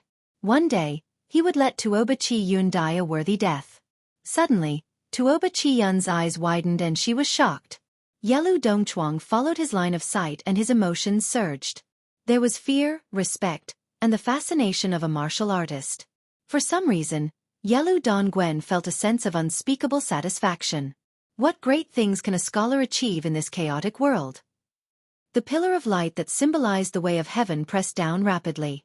It was so fast that even the young vassal king, one of the 4 grandmasters of Wu Ping, could not escape from the cage created by the joint efforts of the celestial beings, the insurmountable thunder pool. 12 Baimang land immortals appeared together. 3 of them were banished immortals who had been personally struck down from the sky by Su Fengnian. Before their bodies and spirit were about to completely merge into the light pillar, one of them sneered and said, "How dare a mere mortal disobey the will of heaven? Do you really think that we will be so weak?" The Baimang land immortals who stood behind the young vassal king had the most powerful momentum, as if they were guarding the 4 directions of heaven and earth. These 4 celestial beings were different from the Baimang Qi cultivators who bore the fate of Jianghu with the body of a mortal and temporarily entered the realm of land immortals. These 4 celestial beings came from heaven and were the same as Bodhisattva Tuoba's cultivation. They were also one of the gifts from the will of heaven. However, they were relatively more hidden and were far less dignified than Bodhisattva Tuoba, who bore the will of heaven. The burly figure standing in front of the young king opened his mouth and spoke like a great bell. He looked at the pitiful figure who was almost kneeling on the ground because of the way of heaven, and said without the slightest emotion, "Su Fengnian, why are you still resisting?" At this moment, whether it was the central plains of Liang or the grassland of Baimang, almost everyone looked up and could see the snow-white waterfall that seemed to fall from heaven. However, in the eyes of most people, it was more like a slender fishing line. When the immortals were fishing, the clouds were on the shore and the human world was in the water. In the light beam, Su Fengnian knelt on one knee and held the cold blade with his left hand. The tip of the blade was pressed against the ground and did not pierce into the ground at all. The vassal king's robe was not damaged at all. It only caused some ripples when the young vassal king's body trembled. Su Fengnian's perception was cut off. Not only was he deaf, mute, and blind, but he also lost his divine will. The body of a celestial being could not resist the way of heaven's light beam at all. Although it was not completely shattered, it was already showing signs of collapsing. Su Fengnian, who was kneeling on one knee, lowered his head and his arm holding the blade was trembling non-stop. From his 7 apertures, including the one between his eyebrows, 8 streams of qi flowed out of his body, like 7 little snow-white snakes slithering in the air. Su Fengnian, who had lost all his senses, subconsciously propped himself up with his saber and pressed his right palm against the ground. He subconsciously propped himself up and tried his best to stand up. It was as if he was carrying a burden and continued to walk with it. The celestial being behind Su Fengnian sneered and said, "Our grassland cavalry broke through the pass and went south to unify the central plains for the first time. This is an established trend. How dare you, Su Fengnian, try to stop the will of heaven by yourself? You're overestimating yourself." The celestial being on Su Fengnian's left crossed his arms and laughed. "I can already see the eagle from the grassland perched on the eaves of the Central Plains Library. The celestial being on Su Fengnian's right shook his head slightly. His silver eyes showed some sarcasm and pity.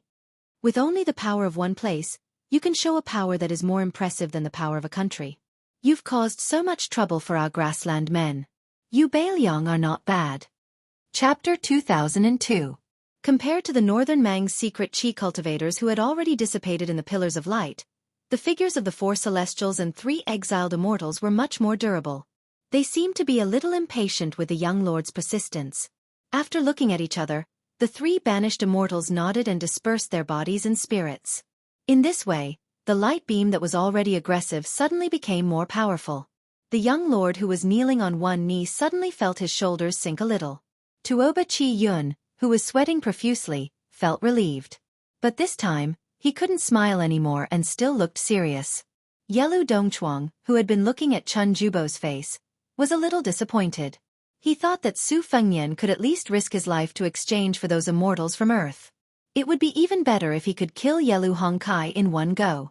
At some point in time, a purple robe rose from the ground in the distance and crashed into the pillar of light. Luo Yang in white tipped her toes and grabbed Shen Yuan Qingfeng's shoulder, smashing her to the ground. She said in a low voice, "Don't go. With your fate, you can dominate the Jianghu. But against the fate of heaven, it's like hitting a stone with an egg. You'll die in vain."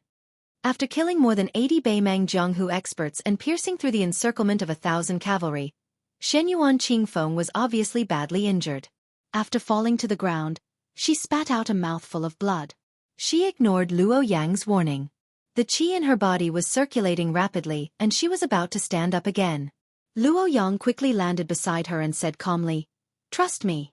Shen Yuan Qingfeng gave up attacking the light beam and said coldly, "Don't do things more than 3 times. Now, don't stop me from killing that Beimang crown prince." Luo Yang didn't have any intention to stop her this time. She just smiled angrily and said, "You really know how to take advantage of the situation." However, Deng Mao with the broken spear had already bypassed the light beam and appeared in front of the 2 women, blocking the way of the purple dress of Mount Huishan. On the city wall of North Barricade, a drum sound that was heavier and more solemn than the previous drum sounded heavily. Luo Yang also laughed out loud and said, "The winds of Great Qin rise." In the pillar of light, the young man who carried the heavenly axiom on his shoulders seemed to have heard the sound of drums and Qin Empress's words. There was a woman in white who shouted with a sobbing tone after beating the drum, "You're not allowed to die." However, just as the saying goes, Taoist is 1 foot tall, while the devil is 10 feet tall. The 4 immortals who were enforcing justice on behalf of the heavens also began to take a step forward, taking the initiative to merge into the pillar of light. Every time each figure took a step forward, the pillar of light would increase in momentum. In the light beam, the cold blade in the young man's right hand was gradually crumbling. His lips moved slightly, but no words came out of the light beam. Even he couldn't hear his own voice. But the young king knew what he was talking about. On that snowy night outside Liangzhou Pass, an old man asked his eldest son, who was temporarily acting as a groom, if he could take on the responsibility. The young man nodded. At this moment, Su Fengnian slowly straightened his back, inch by inch. The words he said to himself before were, "Su Shao, I will definitely do what I promised you. Even if I can't take on the responsibility, I still have to." Every time the immortals took a step forward, every time the pillar of light increased in momentum, even if the young man's body swayed several times, he still stood up in the end. When Su Fengnian finally carried the heavenly axiom on his shoulders and straightened his back, the last remaining immortal stretched out his arm. He didn't dissipate between heaven and earth, but held a dazzling spear and slowly walked towards Su Fengnian. Deng Mao began to charge forward towards Shen Yuan Qingfeng. Luo Yang suddenly turned around and moved several meters to the side, crossing her arms in front of her to block the impact of a burly figure. The peach blossom sword god Dong Tai held the Taya sword in his hand and arrived in an instant, sweeping toward the thick pillar of light with his sword horizontally. This sword could be called the pinnacle of the human world. After the burly man punched Luo Yang back, he didn't pursue or block Dong Tai's sword. He said coldly, "It's too late." The pillar of light suddenly disappeared. However, Su Fengnian was also stabbed in the chest by the immortal holding the snow-white spear. The young lord didn't bleed. After the snow-white spear pierced through his body, it revealed an exceptionally dazzling snow-white light. At this moment, It was as if all sounds between heaven and earth were silent. The first to break the silence was Luo Yang. She turned around and glared at the back of the figure, questioning, "Why?" In a trance, there seemed to be two Luo Yang in white. One was a real body, and the other was an ethereal spirit. The two constantly overlapped and separated. It turned out that she had planned to use her spirit to escape from her body. The former was to block Tuoba Bodhisattva's attack while the latter was to block Su Fengnian's attack. She had indeed done so, but she was stopped by Su Fengnian. The young lord with his head lowered raised his arm and held the spear. He said in a hoarse voice, "Women, don't meddle in men's business." The immortal's figure finally dissipated and turned into ashes. He looked at Tuoba Bodhisattva, who was expressionless and just nodded gently. The immortal then disappeared with a smile. Su Fengnian twisted his wrist and broke the spear. He slowly turned around and looked directly at Tuoba Bodhisattva. Tuoba Bodhisattva glanced at Dong Tai, and then asked the young lord with a smile, "Is the two of them enough? If it's not enough, add the two of them. I can ask Deng Mao to step down." Su Fengnian smiled and said to Dong Tai, "Take them away from here." Dong Tai frowned.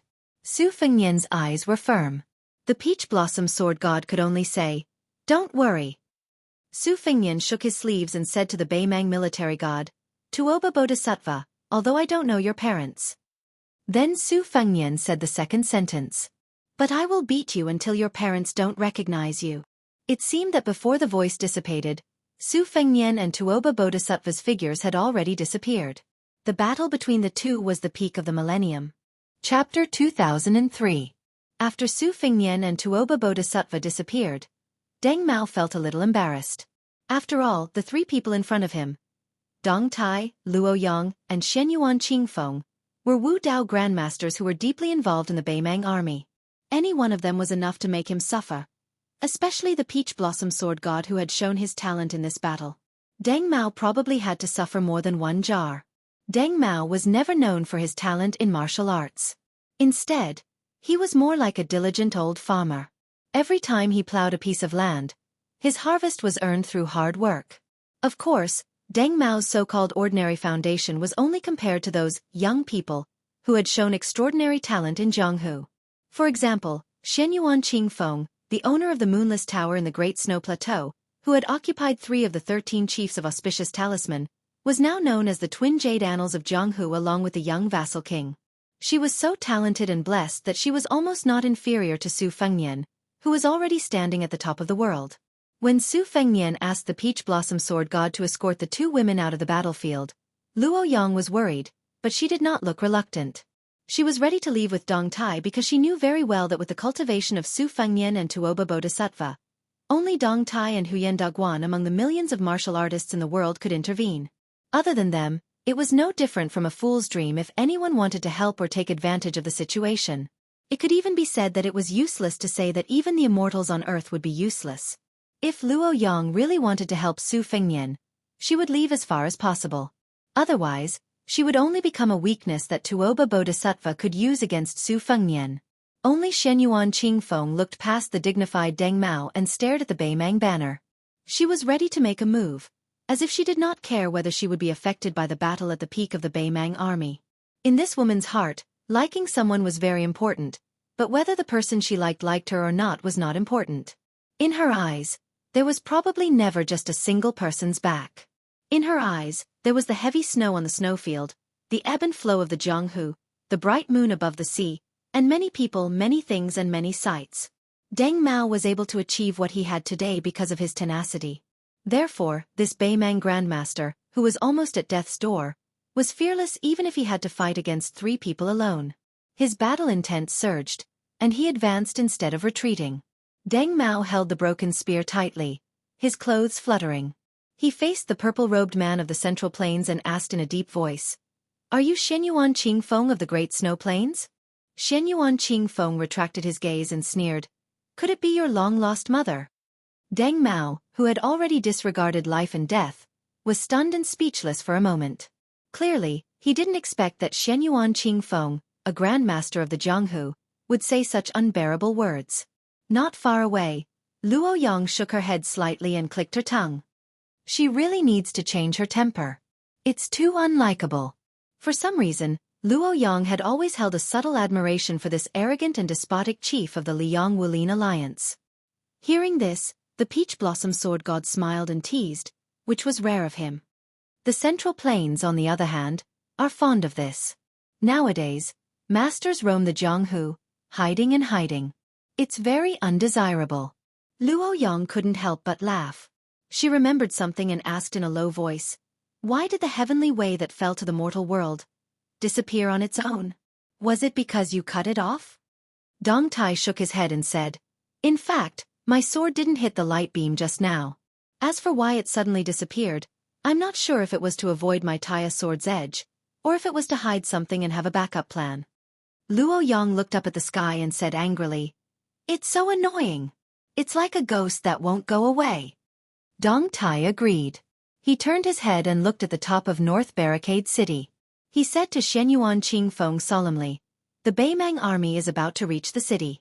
You two better go back to support them so that Su Fengnian won't be distracted. As for me, I have to go to the sky and take a look." Shenyuan Qingfeng said expressionlessly, "Since we're already here, there's no reason to turn around and leave. You don't have to worry about me. I, Shenyuan Qingfeng, am in charge of my own life." Dong Tai smiled and dismissed it. Then, he chanted the word "rise" and stepped on the Taya sword. He rose into the sky and broke through the clouds. One man and one sword disappeared into the golden sea of clouds above everyone's heads. If Su Fengnian's enemy was the invincible Tuoba Bodhisattva and was no longer suitable for Dong Tai to interfere, then the only person who could be considered a mortal enemy by the Peach Blossom Sword God would be in the sky. Luo Yang said hello to the back of Mount Huishan Zi. Then she smiled and said, "Shenyuan Qingfeng, I'll give you my deer chasing mountain as your dowry. Anyway, I don't think you'll be able to get married in this lifetime." Shenyuan Qingfeng didn't turn around, but his shoulders were obviously stiff. Luo Yang in white flew up and left with a laugh, returning to North Barricade City. It wasn't that the Beimang army was scared out of their wits, and could only allow the former #1 demonic cultivator of Beimang to come and go as she pleased. It was because the battlefield behind Luo Yang was already in chaos. Countless Beimang soldiers were frantically fleeing, and no one could pay attention to her movements. It turned out that back then, the northern Mang war god was kicked out by the new King Liang. Even though his tall and sturdy figure didn't fall to the ground, he still slid several dozen zhang away. The 100 or so armored northern Mang cavalry on that path were instantly sent flying to the sides by Tuoba Bodhisattva's retreating body. Both men and horses were sent flying into the air, causing many innocent cavalry soldiers to fall off their horses as well. Su Fengnian didn't follow up with another attack. After landing on the ground, he put his saber back into its sheath. After the dust settled, Tuoba Bodhisattva stood where he was. Although he had been knocked back by Su Fengnian, he didn't look embarrassed at all. This Beimang war god, who had always been crowned as the king of the grassland, had arms like an ape. Strands of golden qi that were almost condensing into solid objects circled around his body. Especially under the light of the rising sun, they shone brightly, as if he was a war god from the heavens. His aura was majestic and unparalleled. He could destroy mountains and shake cities, and thousands of soldiers would flee. The tens of thousands of Beimang soldiers at the center of the battlefield were first shocked when they saw this scene. Then they drew their sabers and roared at the same time. Tuoba Bodhisattva closed his eyes and raised his chin slightly. His entire body was bathed in the sunlight, as if he was intoxicated by the vitality of the world. Su Fengnian took a deep breath. His sleeves fluttered and were instantly filled with the Great Spirit. He took a step forward with his left foot. There was a loud bang under his foot. Cracks appeared and spread in all directions, forming a huge spider web. The next moment, Su Fengnian's figure appeared in front of Tuoba Bodhisattva. He jumped up high and stretched out his right fist in a big arc, quickly smashing towards Tuoba Bodhisattva's forehead. For some reason, Tuoba Bodhisattva didn't move at all. He maintained his original posture and didn't move at all. Su Fengnian's fist smashed down and directly smashed Tuoba Bodhisattva's body. In an instant, he disappeared from everyone's sight. Su Fengnian stood at the edge of the big pit. He looked down and frowned. Tuoba Bodhisattva stood at the bottom of the pit and slowly opened his eyes. He looked at Su Fengnian, who had just punched with the power of thunder. Tuoba Bodhisattva's mouth twitched, full of sarcasm and disdain. At the same time, He seemed to be asking why the young king was so polite, and why he didn't use the more lethal two-sleeved green snake at the beginning. This kind of attack didn't hurt at all. Was it because Su Fengnian had become too weak, or was it because Tuoba Bodhisattva, had become too strong? Su Fengnian's brows relaxed. He gently twisted his wrist and then suddenly clenched his fists. This time, Su Fengnian disappeared in a flash. Probably because his speed was too fast, the place where he originally stood exploded into a cloud of mist. Su Fengnian, who was wearing a purple-gold embroidered robe, rushed forward. Wherever his body passed, a long black rainbow stretched out. No one on the battlefield clearly saw how the young king attacked. They could only vaguely see that Tuoba Bodhisattva, who was covered in golden light, was hit by the black rainbow. His whole body flew backward again and again. The black rainbow followed like a shadow. It was as if Tuoba Bodhisattva, who was shrouded in golden dragons, was hit again and again. In this straight line, more than 100 Baimang cavalrymen who couldn't dodge in time were torn into pieces on the spot. If they were hit directly, they would be smashed into pieces. Every time the two grandmasters collided, the violent sound caused by the collision came late and seemed to be extremely delayed. Every punch landed squarely on the body. There were no flashy moves, nor were there any magnificent and shocking ultimate techniques. On the contrary, it was like a rude and unreasonable fight between villagers. They went back and forth, and it was very straightforward. However, it was purely because the two sides were Su Fengnian and Tuoba Bodhisattva. It was a Vajra realm against a Vajra realm. With Su Fengnian's current chi dynamic and physique, he could fly and fly at the speed of his sword. However, every time he rushed forward to kill Tuoba Bodhisattva, he would take a step that seemed cumbersome but was actually very mysterious. This was not the Taoist magic of shrinking the ground into an inch, but it was taken from the Grand Peace City's gatekeeper, Master Lu Haosher. At that time, Master Lu Haosher used this move to enter the city from 10 miles away. The starting distance was an inch that an ordinary child could cross in one step. The last step was as long as 1,000 feet. The key was that during this period, he could continuously accumulate his power. It was similar to the stacking and stopping that White Fox's face used to scare Tuoba Bodhisattva away. White Fox's face once said that 12 stops could kill a celestial state. Below 16 stops, the celestial's physique was like a piece of white paper. After 18 stops, there would be no land immortals in front of him. Compared to Gu Jiantang, who climbed the Wudong mountain to challenge the Buddhist Vajra Li Dongxin, White Fox's face once said that 12 stops could kill a celestial state. Below 16 stops, the celestial's physique was like a piece of white paper. After 18 stops, there would be no land immortals in front of him. Compared to Gu Jiantang, who climbed Wudong mountain to challenge the Buddhist Vajra Li Dongxin of Buddhism, Vajra Li Dongxin, the battle between masters was fought at the millimeter.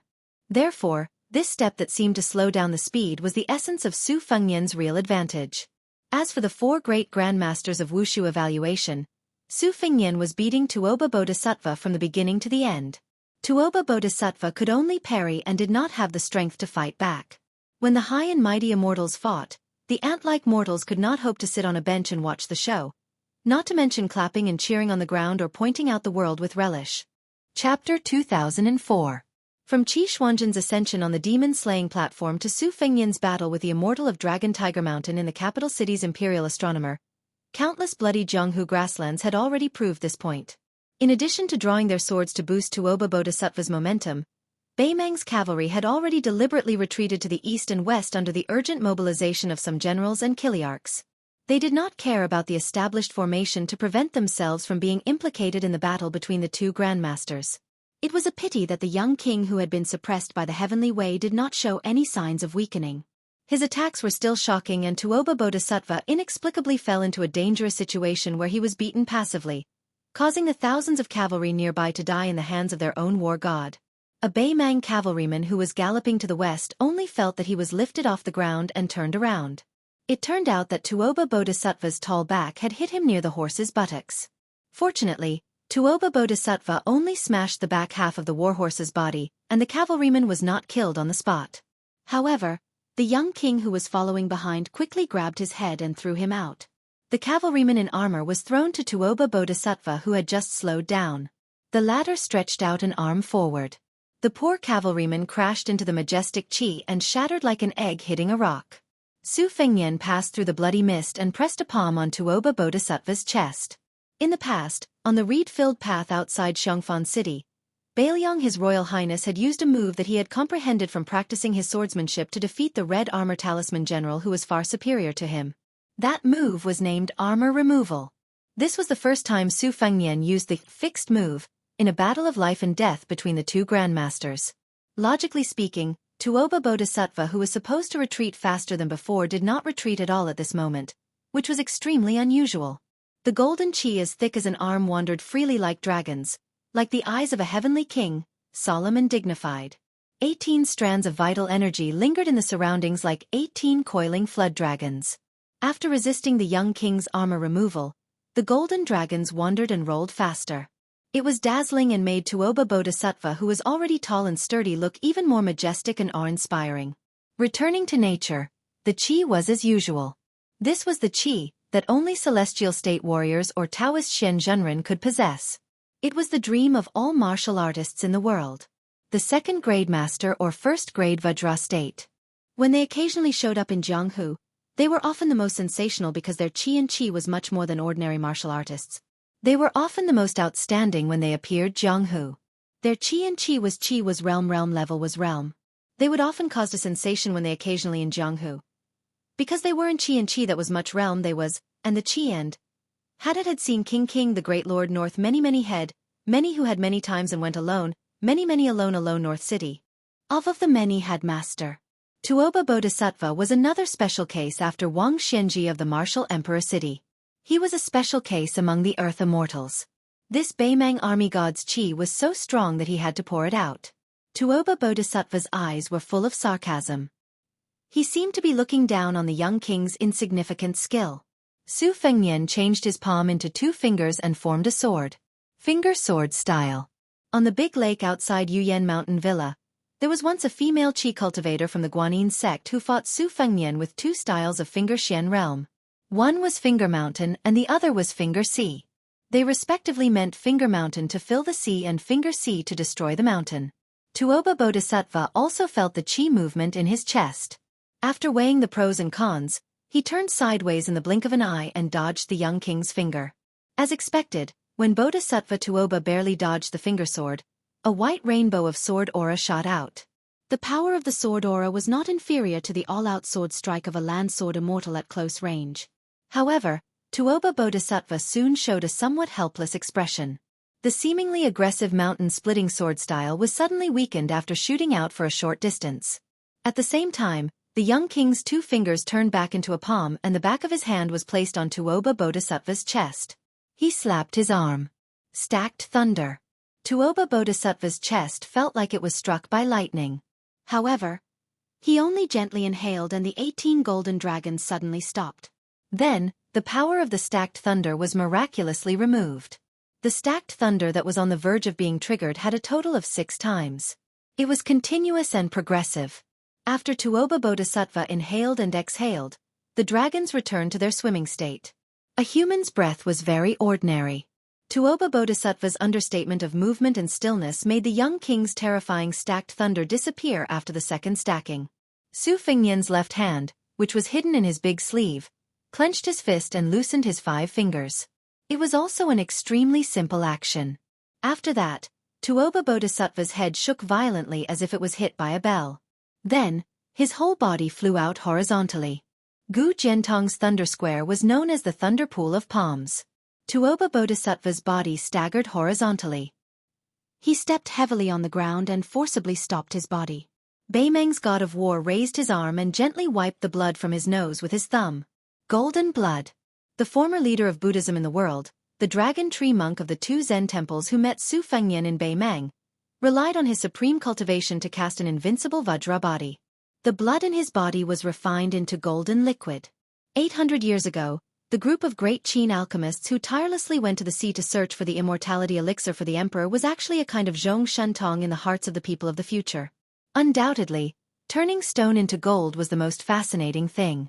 Although this was the short-sightedness of the common people, in fact, after the great Qin dynasty, there were many branches of Taoism such as the Pill Cauldron Talisman Amulet. Of course, the Pill Cauldron sect had a deeper meaning. The pill cauldron sect mainly focused on the internal and external Jindan. Even the talisman amulet sect had to advocate refining Jindan internally and using talisman amulets externally. Wudong's patriarch Lu was the master of Taoism's inner elixir study. Wudong's Grand Yellow Hall and Jade Emperor Pavilion of Dragon Tiger Mountain were two qi cultivation techniques. The former was regarded as having the magical effect of, once the apertures are enlightened, the golden body. Therefore, Taoism's Midas Gold was only one step away from Buddhists' invincible golden body. Chapter 2005. Tuoba Bodhisattva looked around. He was curious as to why the young enemy did not continue to suppress him. Could it be that he had realized that it was a fool's dream to completely destroy his chi in one go? Or was he secretly accumulating his power, the real trump card, similar to the 18 stops that the white fox face forced him to retreat? No matter what the young king thought, Tuoba Bodhisattva did not care. The realm of martial arts, the physique of a martial artist, and the state of mind of martial arts. A tripartite balance. Generally speaking, it was the external physique and the internal state of mind that supported the realm together. Tuoba Bodhisattva was originally very conceited about his physique. It was the same as pure martial artists like Liang Xinyuan Great Disc. The physique was the real foundation. After the battle with Dong Tai, his state of mind was close to perfection and reached the peak. However, after the battle with Su Fengnian in the 1,000 Miles West region, he fell into a situation where his life was hanging by a thread. In the Battle of the Dragon Eye Plain, he was forced to retreat by the white fox face with an unprecedented 18 stops. It was one disaster after another. Therefore, even if his physique was far better than before, and his realm was high, he was confident that he had won against the other three grandmasters. Although it was a realm of excessive enthusiasm, there was no hidden danger. Then the only regret, but not the flaw, was his state of mind. The subtlety of the state of mind was that every level had a small perfection of each level. A second-grade master could also achieve a flawless state of mind. For example, Mount Huishan Shenyuan Great Disc and the current Liang Shualu Spear Saint Li Hong Ho were respected as masters in Zhonghu. It was recognized that they had great martial arts but little martial virtues. However, in the same realm, these two were undoubtedly the closest to being invincible. The people of the three sects who could enter the first-grade realm mostly had a good state of mind. However, they often had an empty realm, but their combat power was not as good as the pure martial artists in the realm who cultivated their strength and not their mind. The unpredictability of the state of mind was due to the profound difference. Wang Xianji, who had dominated Zhonghu for 60 years, claimed to be one of the top 10 martial artists. He could fight against 9 people and was absolutely invincible. This was the state of mind of Wang Xianji that stood above everyone. It made people feel that this god above old man should have ascended early. Why did he bully people in the mortal world? Tuoba Bodhisattva wanted to know how the young king who disappeared had achieved such a state of mind. Therefore he did not fight. He wanted to let Su Fengnian use his life's unique skill. He wanted to use Su Fengnian as the world's best whetstone to sharpen his state of mind. He wanted to let Su Fengnian to show his skills to use Su Fengnian as the world's best sharpening his state. Tuoba Bodhisattva for the first time to speak. To Su Fengnian. Han war atva atto to his to fight. Was to tuto him to warm him to him. To him to face. Su tuto him. Finally, Su Fengnian showed his true form. Hovering in the sky, he lowered his head and replied, "Call you Lord." Tuoba Bodhisattva looked up and sneered, "Is the great king of Bailiang all you can do is talk?" Su Fengnian smiled and squinted his eyes, looking up at the North Rejection City in the south. Here it comes. Dark clouds loomed over the city. In the world, Li Chungang was the most powerful sword user, and Su Fengnian was the second most powerful one. The dense and majestic sword rain was the sword tombs scattered all over Yuzhou and River Province after the battle between the Wudong Mountain and the Zhang family. Although many of them were lost during the battle, there were still thousands of them. There were also more than 6,000 ordinary iron swords collected from Bailiang's Huainan and Huainan's Zhonghu by the Fish Dragon Gang. In that instant, Northern Mang's 3 10,000-man siege infantry formations all raised their heads to shoot a glance at the same time. They couldn't help but swallow their saliva. Nearly 8,000 flying swords came from the east to the west. Then, like an arc of iron cavalry, they flew from the south to the north in the sky above the North Rejection City, quickly sweeping past this majestic border city. In the end, The tips of the swords all pointed at the Baimang army outside the North Rejection City. No matter how heavy the rain was, no one had ever heard of anyone dying in the rain. But what if knives fell from the sky and flying swords fell from the sky? Tuoba Bodhisattva said in a low voice, "You dare to divert your attention and control the swords? Su Fengnian, you're really courting death." Su Fengnian pressed his hand down heavily. 8,000 falling swords. One sleeve of green snakes, and sword energy like green dragons, rushed toward Tuoba Bodhisattva on the ground. Tuoba Bodhisattva stomped on the ground, and thunder rumbled on the ground. His body rose from the ground, and one of the golden flood dragons rushed toward Su Fengnian first. Su Fengnian's 18 sleeves of green snake sword energy, one sleeve after another. Below the North Rejection City, although almost all the Baimang infantry raised their shields and tried their best to block the rain of arrows, the flying swords that fell with the momentum of wind and thunder still penetrated the Baimang heavy shields, armor and bodies, nailing more than 3,000 Baimang infantry outside the North Rejection City on the spot. More than 2,000 Baimang barbarians who were relatively lucky had their shoulders cut off, thighs pierced, or feet pierced. Although their lives were not in danger, their combat strength was severely damaged. The 3 infantry formations that had pushed 50 steps below the city wall with great difficulty were instantly defeated. From the beginning to the end, not a single arrow fell from the North Rejection City wall. Half of the 8,000 swords were broken, but there were still 4,000 swords that were intact and stabbed into the ground at an angle. It was like a sword formation with a solemn aura, blocking between the North Rejection City and the Baimang army. Such a large-scale sword defense that consumed an infinite amount of chi was bound to have to pay a huge price when facing a martial arts evaluation grandmaster like Tuoba Bodhisattva. First, it was the powerful 8,000 swords and the 18 sleeves of green snake sword. It was up against Tuoba Bodhisattva, who was ready and had 18 flood dragons protecting him. As expected, the young lord's 18 swords were shattered by the golden flood dragons. Although Su Fengnian's immortal's touch on the top still managed to hit Tuoba Bodhisattva's head, he was also punched in the stomach by the latter. Tuoba Bodhisattva's body swayed as he went against the flow. Step by step, he ascended to the sky and punched Su Fengnian's arms that were blocking in front of him. The last punch even broke through Su Fengnian's arms and smashed on his face. The young lord's body instantly disappeared into a sea of clouds as if he had ascended in broad daylight. Tuoba Bodhisattva hovered in the air, 300 feet above the ground. Heavens above. Chapter 2006. The 2 generals on the left and right flanks of Baimang, each with 5,000 cavalry, almost went crazy. They were able to participate in the siege as cavalry and obtain this kind of easy merit. Although the merit was not destined to be great, it was easy to win. They did not have to risk their lives like the first group of 30,000 infantry to push to the bottom of the city wall and then risk their lives to besiege the city. As the 2 flanks of cavalry, in fact, they were just shooting a few rounds on horseback symbolically, trying their best to help the elite infantry of the Southern Dynasty suppress the rain of arrows on the city wall. In addition, Baimang itself had crossbows and more than 2,000 catapults as the main projectile force, so the 2 cavalry forces did not have to bear any responsibility at all. The Bailiang cavalry had long figured out a pattern. Whether the Baimang barbarians' border army was the old army, the children's army, or the sun's army, one just had to look at the status of their general. Generals from Norland who were stationed at the border of the Southern Dynasty were usually not too bad, but also definitely not too high.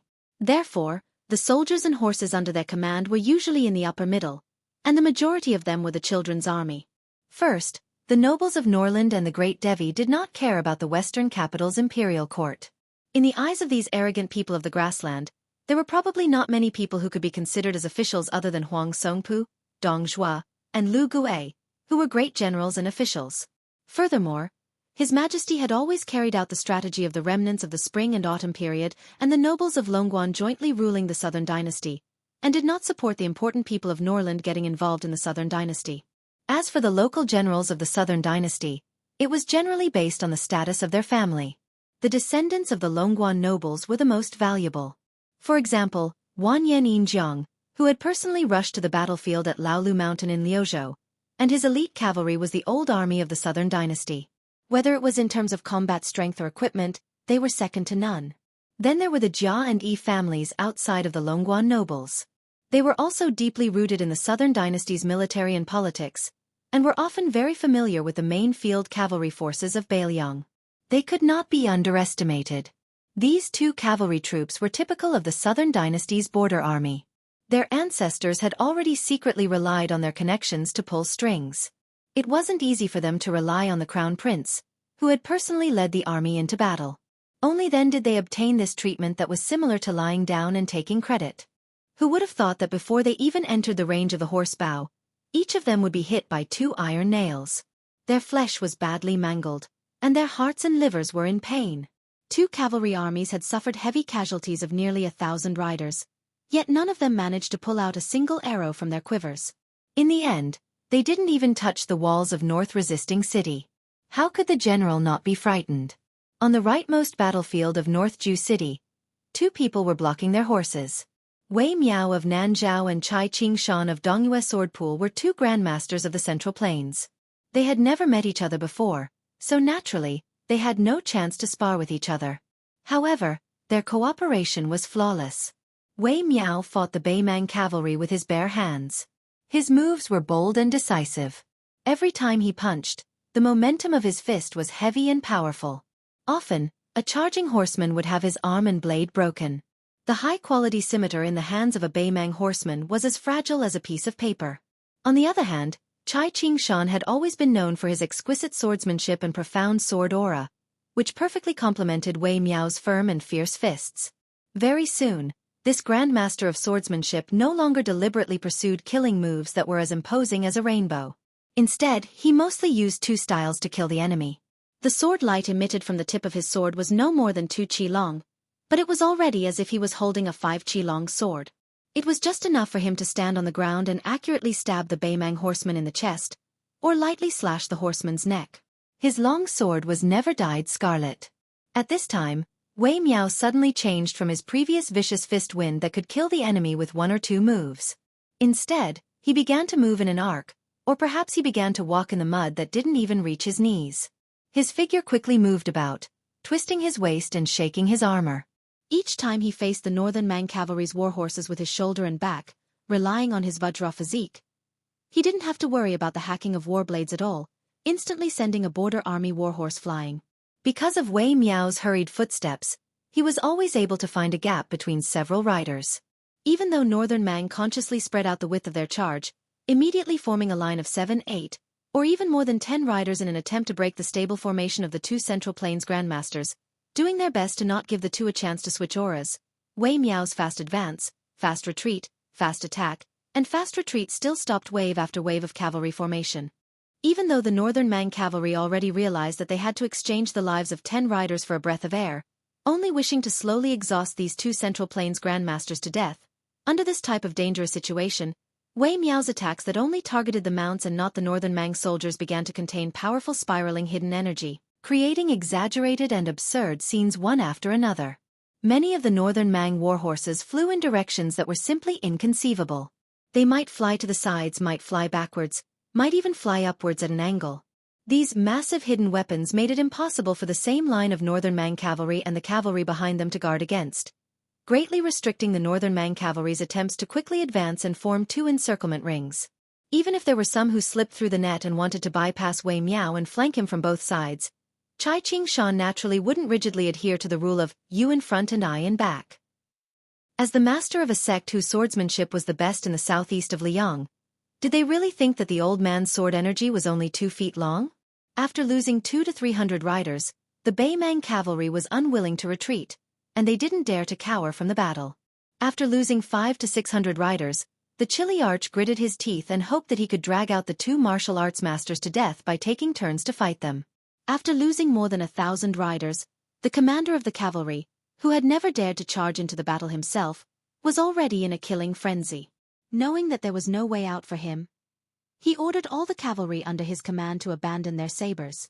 They could only charge forward as fast as they could and use their warhorses to ram the 2 masters. After that, a total of 500 warhorses charged forward madly, as if they were committing suicide in front of the 2 grandmasters of the Central Plains. As long as the Beimang cavalry didn't pass out or die on the spot, they all stood up and pulled out their sabers to fight. The Beimang cavalry was indeed not the only elite in the world who didn't fear death. In the First Battle of Liangmang, in Liangzhou's Huta City, Liuzhou's Gourd Pass, and Liuzhou's Qingcang City, the Bailiang frontier army didn't care about their own safety, and the Baimang soldiers also died in a spectacular fashion. In the Second Battle of Liangmang, from the Miyun Pass in the western regions, to the northern corridor in Liuzhou, to the battlefield of Crone Mountain, and then to the left cavalry against the Winter Thunder Elite Cavalry and the Ruren Cavalry outside the Liangzhou Pass. In every battlefield, both sides of the enemy and their side killed each other to the core. Therefore, the Baimang had always believed that as long as they conquered Bailiang, they would have conquered the vast central plains. And the Bailiang had always believed that it really wasn't that they looked down on the elites of the Central Plains or the Tu Liao Iron Cavalry on purpose. As long as they were in a vast area where cavalry could gallop freely, once they encountered a large-scale grassland cavalry, no matter how many heads the Liang army had, they wouldn't be enough to be chopped off by the Baimang barbarians. In the middle of a conversation that was destined to be buried in the dust of history, Tantanon laughed and asked a certain close friend who always had his hands on the handle, "If we annoy the Su family, they might as well rebel and join hands with the Baimang to invade the Central Plains. Then what should we do? Won't we become sinners for all eternity? You Bai Yener will be ranked first, and I, Huan Wen, will be ranked second?" That Grand Secretary, who was like the sun in the midday sky in the Liang court, had an indifferent expression and gave a humorous answer that didn't match the horse's mouth. "I only hope that when the time comes, all the officials in the court won't feel that the water of martyrdom for the country is too cold and the Liang family has no rope." Huan Wen was still in that court, still standing tall as the Tantanon.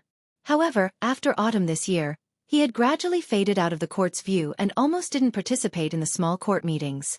The old man lived in seclusion and became more and more silent, unwilling to speak with others.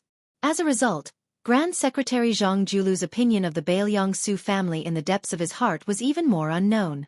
In any case, as the battle between the Jiangnan aristocratic families and the Liaodong aristocratic families in the Liang court became more and more intense, some scholars, who were clean but carried righteousness on their shoulders, after gaining a firm foothold in Tian City, began to speak out. Their words shocked people to death, saying that the old traitor Zhang Julu not only dominated the court, he even secretly colluded with the Northwest Border Army and purposely raised a tiger to cause trouble in order to solidify his position. Although there weren't many of these people, their statuses were often not ordinary. They were seen as having a body of knowledge and ambition but could only be suppressed and ostracized by Zhang Lu, who was led by Yan who was jealous of their ability during the reign of Yong Hui. Now that the clouds had finally parted and the moon could see the light, they should speak out for justice and speak out for the common people. For a time, there was praise everywhere. They had the strength of a scholar, a master of morality, and a pillar of the country. These scholars who were like carps jumping over the dragon's gate, or famous scholars who were born in the families of generals and ministers, were not many compared to the vast majority of normal scholars, but their voices were the loudest, and they had the most audiences. After this auspicious third year of autumn, at the highest point of the Tian City court, even the Ministry of War Yamen that had fought with the Northwest Sioux family for so many years, did not purposely hide the tragic victory at the Battle of Miyun. In addition to the news of the victory at Old Woman Mountain in Liuzhou that was sent to the capital via the Lianghuai Path's post house, as well as the complete annihilation of Liu Deyuan's Liangzhou left cavalry, the new administrator of the Lianghuai Path, Han Lin, and Jidushi Su Gong, reported everything to the court without missing a word. However, it was still very strange that the entire Tian City, from the large families deep in their courtyards to the noisy streets and alleys, did not discuss this matter from beginning to end. It was probably because the former were not willing to speak, and the latter could not hear. The common people of Liang at most heard that the Bailiang Su family had won a few small battles in Liuzhou, and suffered a great defeat outside the Liangzhou Pass. Then very quickly, they were surrounded by the hundreds of thousands of Bailiang's army and that Beiju city. No wonder this Tian City that had been used to watching clouds rise and fall for 20 years could not stop the rebel army of the three vassal kings advancing north. Its most urgent situation was that the Southern Expedition General Wu Zhongshuan, who was the Minister of War, personally led 100,000-strong southern troops. The two border armies of the Great Pillar State Gujiantang did not move. Chapter 2007. It was said that Tang Tais Huang, the assistant minister of the Ministry of War who had inherited Gu Lu's legacy, was about to leave the capital and lead most of the elites in the capital to set up a second line of defense behind Wu Zhongshuan's army. They were only waiting for the two groups of Liaodong cavalry to come down south. At that time, they would be able to turn defense into offense and push the rebel army back to the south bank of Guangling River. The Shu soldiers of the white-clothed war Saint Chen Jibao, the barbarian soldiers of the Yan King Zhao Sun, and the lone king of Jing'an were not worth mentioning. For Liang, The two Liaodong border armies that had taken 20 years and half the country's power to build were the world's top elites right next to the Zhao family of Liang. They were like family right under the nose of Graydon City. They were the cornerstone of the country, the needle that stabilized the sea. The Su family of the Northwest had their own soldiers. How could they trust them? How could the northern Liang Path, a barbaric place where there were as many schools as there were hairs on a cow and few scholars, have the right to sit at the same table as the great peace city that was the best in the world, the Guangling Path that was the richest in the Central Plains, and the Zhongnan Path that was full of literature? Outside Jexi City, it was probably the battle with the greatest disparity in military strength in history. Someone died. The deceased was the southern Tang Confucian scholar Chang Baishuang. This old scholar who had almost reached the Confucian saint realm, and was a grandmaster of the Central Plains at the back of the battlefield with the blind female zither player Xue Songguan, should have died last. The old man died of exhaustion. Wei Miao, Chai Qingshan, Lu Huang, and Yu Groom each blocked the 5,000 Beimang cavalry. Wu Lu Ding of the Wu family sword tomb, sword attendant Sui Hua, and Su Yanbing with his spear behind him firmly blocked the advance of the 10,000-men army on the left flank of Beimang. Mao Shulang of the southern plains, Ji Lu An of the Dragon Palace, and Yu Xingrui of the Wudong Mountain were already surrounded by the 10,000-men infantry on the right flank and the two reinforcements. Among them were almost 1,000 spiderweb warriors and Beimang Jianghu masters. In northern Mang's middle formation, the red-robed Su Ying and Luo Yang, who had withdrawn from the center of the army, joined hands. Together with Sui Shigu, whose sword energy crisscrossed, providing support from the rear, they finally managed to hold back the surging tide that surged south. During this period of time, even though Luo Yang had made a trip to northern Mang's crossbow base and unleashed a great slaughter, when faced with more than 2,000 catapult carts that were located in a long arc, it still seemed like the will was willing, but the strength was lacking. Moreover, if she targeted these siege weapons, with just Su Ying and Sui Shigu blocking the infantrymen in the middle, as well as the cavalry army that continuously charged through the two wide corridors, it was extremely likely for the two of them to completely sink into the mud.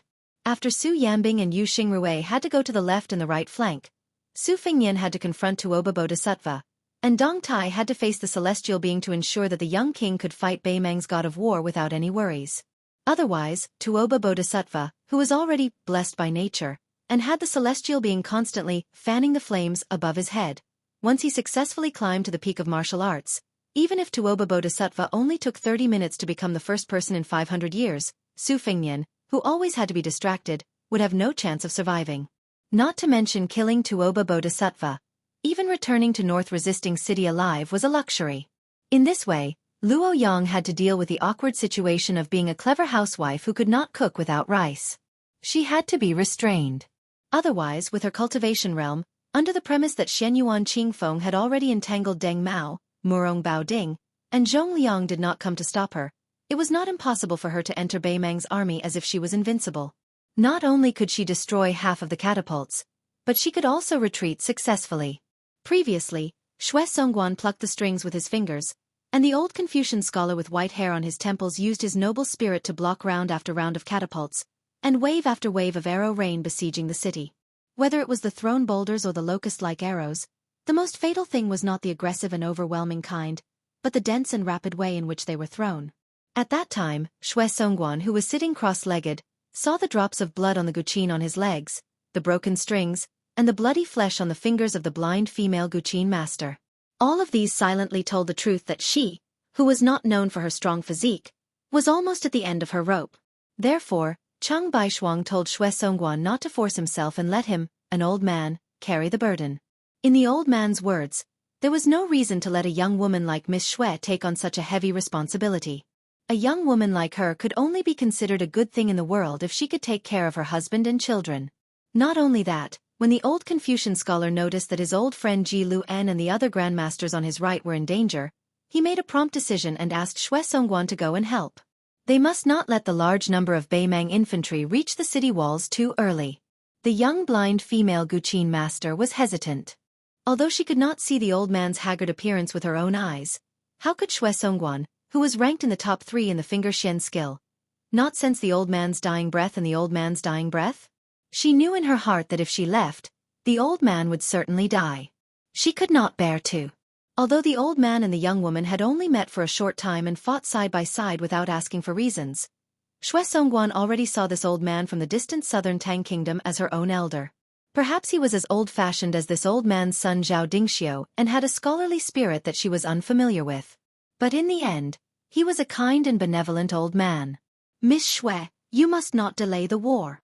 Cheng Baishuang took a deep breath and forcefully swallowed a mouthful of blood that had already surged up her throat. When she saw the young woman stand up with her guqin, she tried her best to speak gently with a smile. Miss Xue, there was once a famous writer in Jiangnan who was exiled to our country. Before he died in a foreign land, he left behind many poems that were not widely circulated. Among them there were 2 lines that this old man must pass on to Xue Songguan. I eat 300 lychees a day, and I travel the most in my life. Miss Xue, if you have the chance in the future, you must go there and take a look. If you don't want to enjoy the scenery, lychees that are as expensive as gold in the north are only a few dozen copper coins a caddy in our country. At this point, Cheng Baishuang suddenly stomped her foot and her strength penetrated deep into the ground.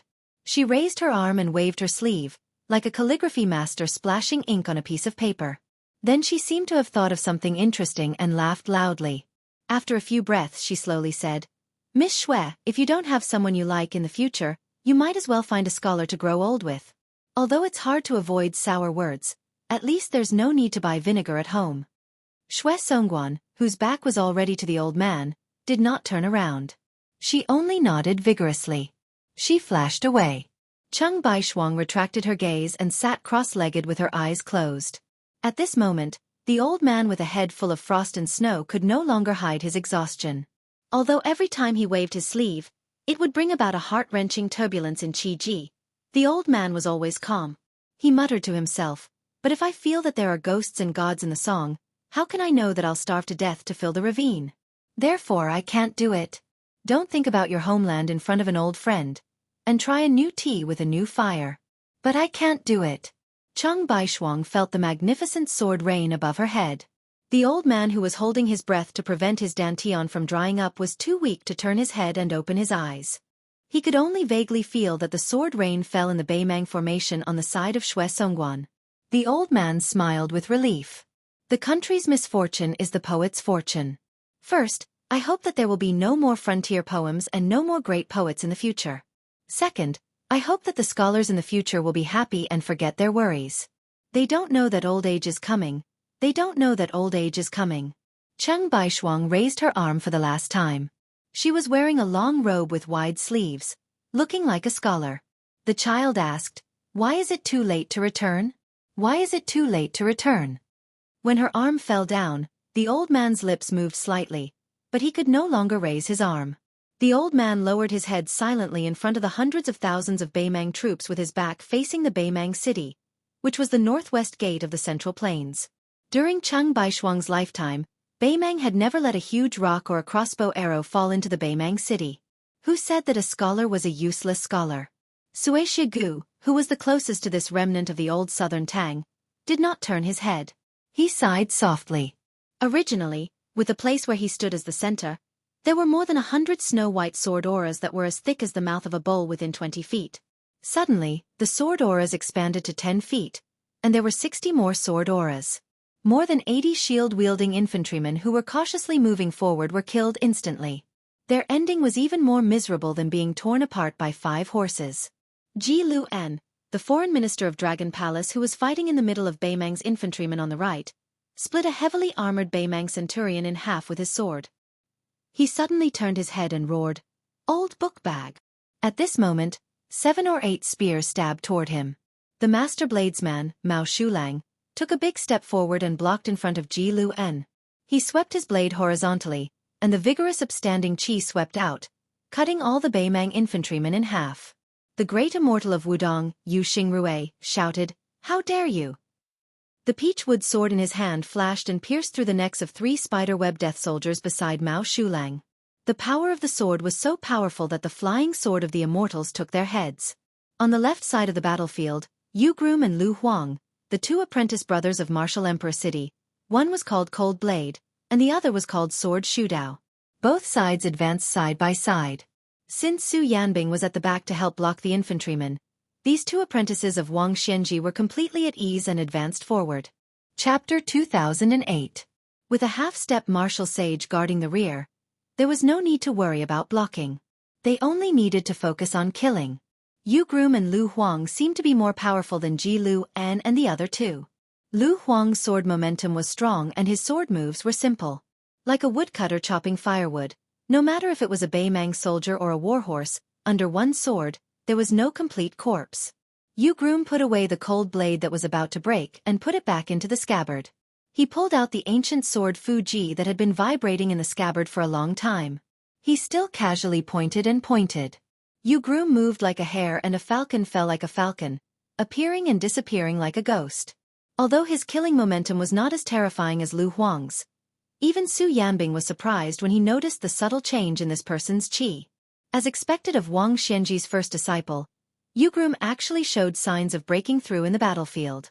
Naturally, he was only one step away from becoming a land sword immortal.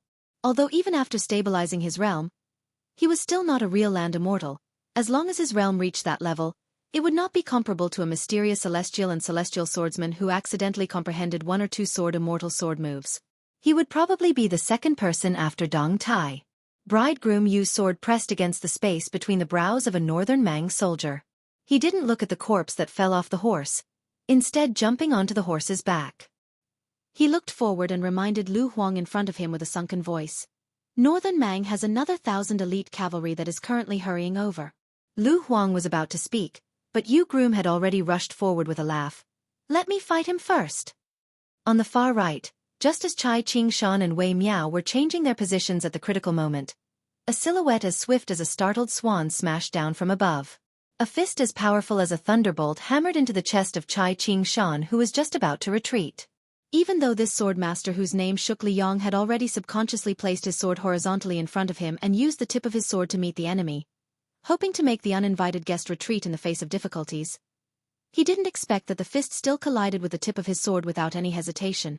The Dongyue sword pool sect master, who was currently taking a breather and had already fought for a long time, was caught off guard, actually being injured by his own long sword. Fortunately, Wei Miao quickly rushed forward, grabbing Chai Ching-shan's shoulder with one hand and pulling him back, while blocking the second fist of that northern Mang martial grandmaster with the other. Taking advantage of the momentum, Chai Ching-shan flew back over 30 meters. A bloody groove was cut on his chest so deep that his bones could be seen. Blood gushed out and soaked his clothes. As Wei Miao's left hand clenched that fist, because his right hand had to help Chai Ching-shan dodge the sword, his second punch was slower than the Baimang experts by a hair's breadth. However, it was precisely this hair's breadth that allowed the shrewd and treacherous assassin to gain the upper hand. Wei Miao was punched in the forehead. Wei Miao stomped his feet and only took half a step back before stopping himself. He refused to take a single step back. From this, one could see the unyielding nature of the #1 expert of Nanzhao. Wei Miao exchanged blows with the newcomer. Both sides took 3 steps back. Wei Miao's fist landed on that person's chest, while his own forehead suffered another punch. With his head heavily injured, Wei Miao's ears were already oozing blood. In his blurred vision, the Baimang general clad in shining silver armor laughed savagely. Wei Miao is a fist, but there's no fist in the world? The one I'm going to kill is you. While the tall general was speaking, Chai Ching-shan hastily took a deep breath and was about to reverse the situation for Wei Miao. But at this moment, the old man heard the blind zither player behind him shout, "Watch out above your head!" A second Baimang assassin with a ghostly figure descended from the sky without a sound or a trace of qi. He was like a wandering ghost. The silver-armored general's opening was clearly a deliberate diversion. Perhaps this was the true killing move of the 2 Baimang grandmasters after they had worked together. Chai Ching-shan quickly took a step back. As Xue Songguan gave the warning, his palm brushed viciously across the zither strings. But a scene that caused the blind zither player to feel grief and indignation appeared. The assassin completely ignored the heavy wound in his chest, as if he could not feel the slightest bit of pain. The extremely slender, 4-foot-long sword in his hand, without sword aura or sword light, chopped straight down between Chai Ching-shan's eyebrows. Baimang's willow, Li Fengshou's haunting spirit. On the brink of life and death, Chai Ching-shan still used all his strength to deliver what might be the last strike of his life. It pierced straight for that person's heart. The master of the Dongyue sword pool only hoped that this strike would be able to pierce that person's heart. I, Chai Ching-shan, don't care if I die. It's good if I can kill one more person. Originally, He should have used this chance to have Li Fengshou kill Chai Qing-shan, and then have the silver armor general use his fists to kill the unstable Wei Miao. That would have been the best situation for both sides to win. But at this moment, Chai Qing-shan suddenly realized that although the long sword had left a deep gash in his forehead, it only needed a little more strength to break open his head. If there was a little more strength, it would not be difficult to dismember his body. But that assassin with extremely strange swordsmanship chose to be merciful? At the same time, the silver-armored general of Beimang's Orange Province, Murong Baoding, seemed to have been immobilized by an immortal, wasting a rare opportunity to deliver a punch. Chai Qing-shan's eyes widened. Even the old man, who was a seasoned sword grandmaster, felt that the scene in front of him was too absurd. The Beimang assassin in front of him was suspended in the air, his arms drooping, and the willow long sword falling to the ground. A section of Willow Li Fengshou's head was grabbed by the neck by someone behind him and lifted in the air. Murong Baoding did not dare to move. He was unbelievably obedient, even though he could clearly see that person's back. It was a purple gold robe. The king of Bailiang who broke through the sea of clouds and returned to the human world, Su Fengnian. The young king's 5 fingers were like hooks, completely destroying the qi inside the body of this section of willow. The soft and boneless Li Fengshou twitched the corner of his mouth and smiled gloomily. In an instant, Wei Miao wanted to punch, and Chai Qing-shan wanted to use his sword, but they were too slow. The 2 top martial arts grandmasters believed that even if they were in their peak state, they would not be able to stop the surprise attack of the 3rd assassin of Beimang. The young king's back suffered an unimaginable heavy blow. After a slight shift of his footsteps, his whole body bypassed Chai Qing-shan and crashed into the towering wall of the North City. Wei Miao and Chai Qing-shan retreated almost at the same time. Unexpectedly, that person did not have the intention to chase after them. He stood in the same place, looked at the base of the wall and sneered, "You really want to die?" Su Fengnian did not obediently hide in the sea of clouds and rely on the protection of Dong Tai to completely stabilize his qi. Instead, he dared to come back to the battlefield to save others. Murong Baoding glanced at the man standing next to him with mixed feelings. Even if he knew that they were in the same camp and their status was not too different, Murong Baoding still could not help but feel as if he was facing a great enemy. He did not dare to take it lightly. Murong Baoding whispered, "What about that section of willow?" The burly man surrounded by 18 golden dragons did not speak. Murong Baoding's eyes were gloomy, but he did not continue to ask. Under the city walls of North Barricade, Su Fengnian, who had his back to the battlefield, was still holding Li Fengshou's neck. Li Fengshou was pressed against the wall, and his face was a bloody mess. It would not be an exaggeration to say that his body had been smashed to pieces. Su Fengnian smiled and asked, "You didn't die when I cut you in half last time, but you should be dead this time, right?" The section of willow of Beimang, whose real identity was hidden and prominent, opened his mouth slightly, as if he wanted to laugh happily, but he could not laugh. He said in a hoarse voice, "Me? I'd rather be dead. It's not a loss to have you, Su Fengnian. Accompany me in death." Su Fengnian said, "Oh." Li Fengshou slowly closed his eyes, as if he had been relieved of a great burden. He said intermittently, "Don't worry. I'm really going to die this time. But I'll tell you one last secret. I don't need Tuoba Bodhisattva to avenge me. I, Li Fengshou, can do it myself. Su Fengnian, do you believe me?" Su Fengnian twisted his neck and laughed. "Guess." Su Fengnian threw away the corpse, turned around, and looked up at the sky. He knew what Tuoba Bodhisattva was waiting for. The suppression of the heavenly Tao that Beimang had planned had 2 uses. First, it would wear down his Bailiang destiny. This was what the immortals in the heavens cared about the most. Next, it would destroy his body, and add flowers to the brocade of the Beimang military god. Because he had not expected Zhao Chongling to lead many exiled immortals to land in Bailiang and add so much destiny to Bailiang, and then Dong Tai arrived with Tai A and slashed through the air, the pillar of light targeted at him had to be retracted early. As to where half of the heavenly Tao was, Su Fengnian did not know and did not care, but it definitely had something to do with this dead branch of the willow. Li Fengshou was more or less the primer. Whoever killed this illegitimate son of Li Mibi would attract the next suppression. Su Fengnian was sure that even if he did not kill Li Fengshou, this madman would stretch out his neck for him to chop. Maybe Li Fengshou had a deeper identity, and was a banished immortal. In his previous life, He was the ruler of a country destroyed by Su Xiao, or traced back to before the Great Qin. In short, it was an old debt that could not be settled by reason for several lifetimes. Su Fengnian had long seen through it. Too much debt was not a burden, but since there was no next life, he would resolve it completely in this life. Su Fengnian walked out of the shadows step by step. On and below the city walls, this Liang Wang tore off the python robe. His clothes were like snow. Just like when white robes left Liang Zhou. This young man who no longer wanted to be some bullshit Liang vassal king smiled brightly for no reason. Then he raised his head and said in a clear voice, Su Zhao's eldest son, Su Fengnian, seeks death here. Chapter 2009.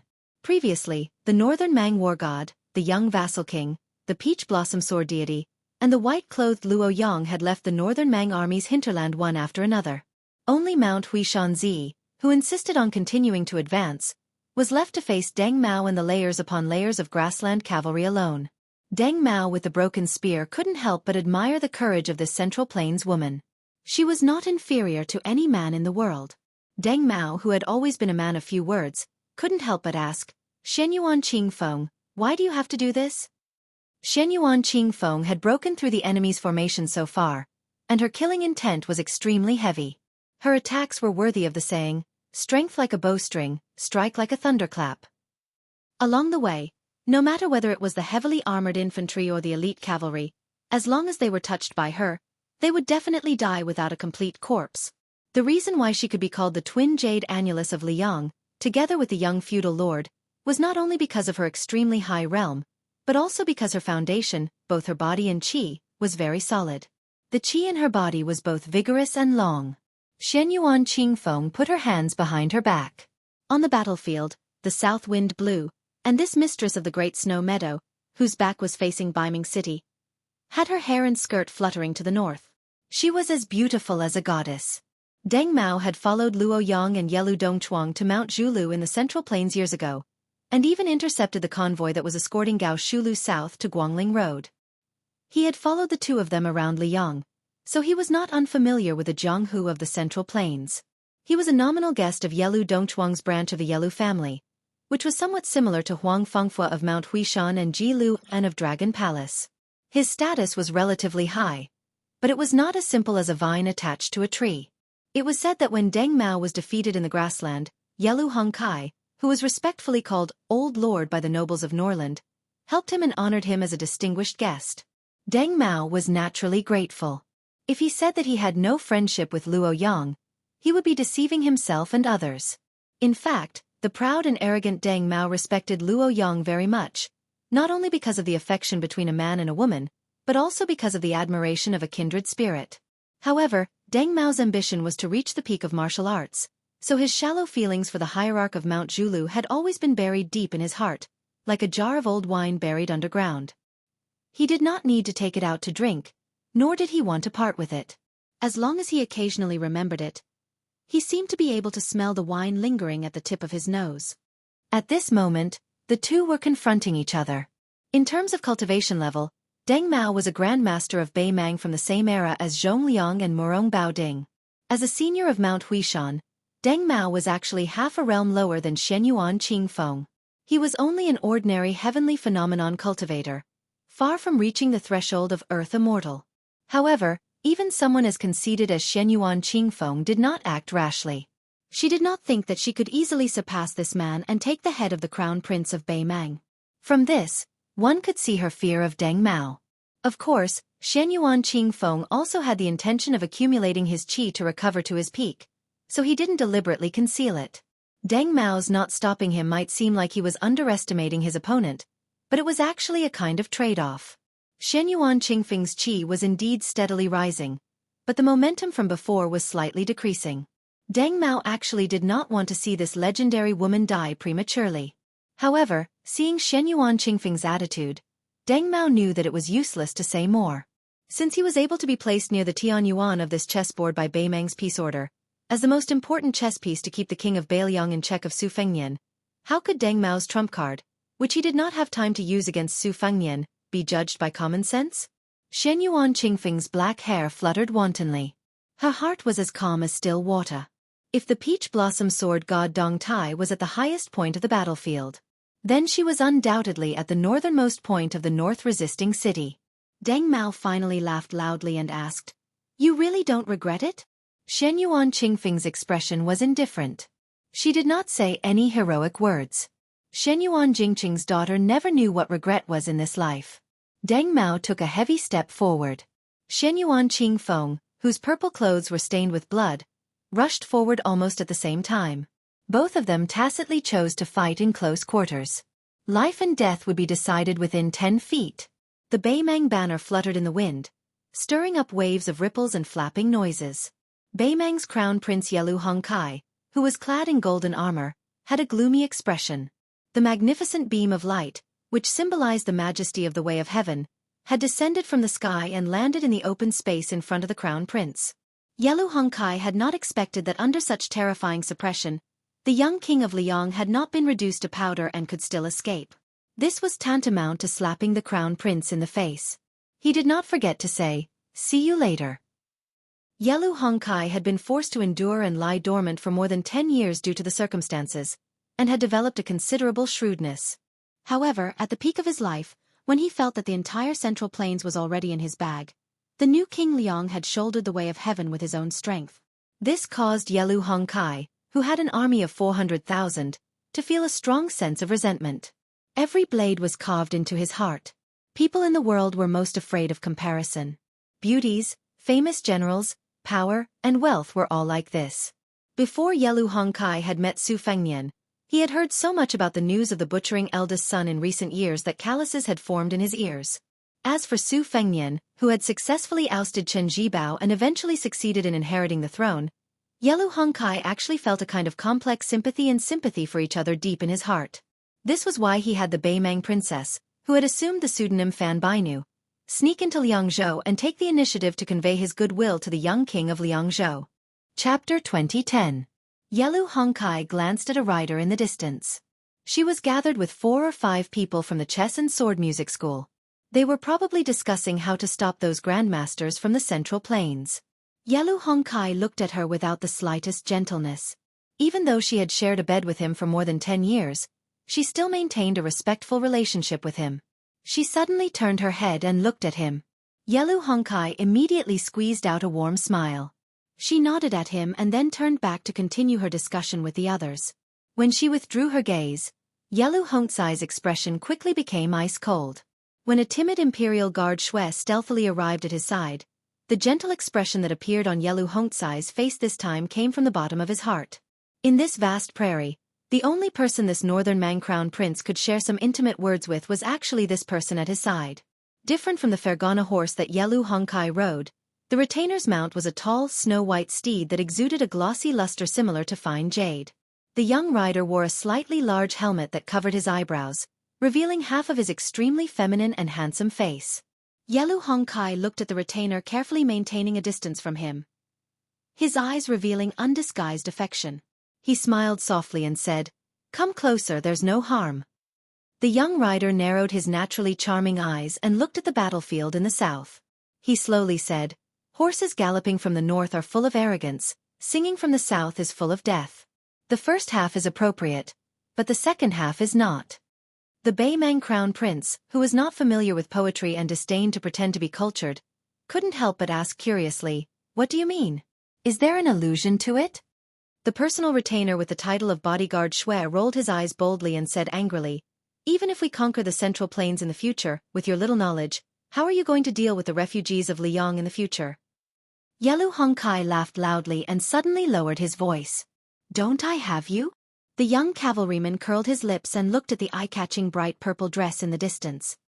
He clicked his tongue and said, "A woman should be content with her life." Yelu Hongkai followed his retinue's line of sight and saw Shen Yuan Qingfeng fighting Deng Mao with the broken spear. He said disapprovingly, "So what if he's good at martial arts?" Including Su Fengnian, there are a total of 18 martial arts masters outside the northern city. They won't be able to escape death even if they fight against our grassland cavalry. The best ending for this alliance chief of the Great Snow Plateau was to die under Deng Mao's broken spear, or die in the charge of the cavalry. Otherwise, surviving on the battlefield would only be worse than death. With her status and appearance, once she becomes a prisoner and her cultivation is destroyed, I'm afraid that even some old tycoons in the western capital will buy her for thousands of taels of gold, not to mention the Duke of Norland. The young cavalryman's face darkened as he lamented. If that day really comes, Shen Yuan Qingfeng would already be dead the moment he lost his martial arts. It's like the generals and ministers in the imperial court.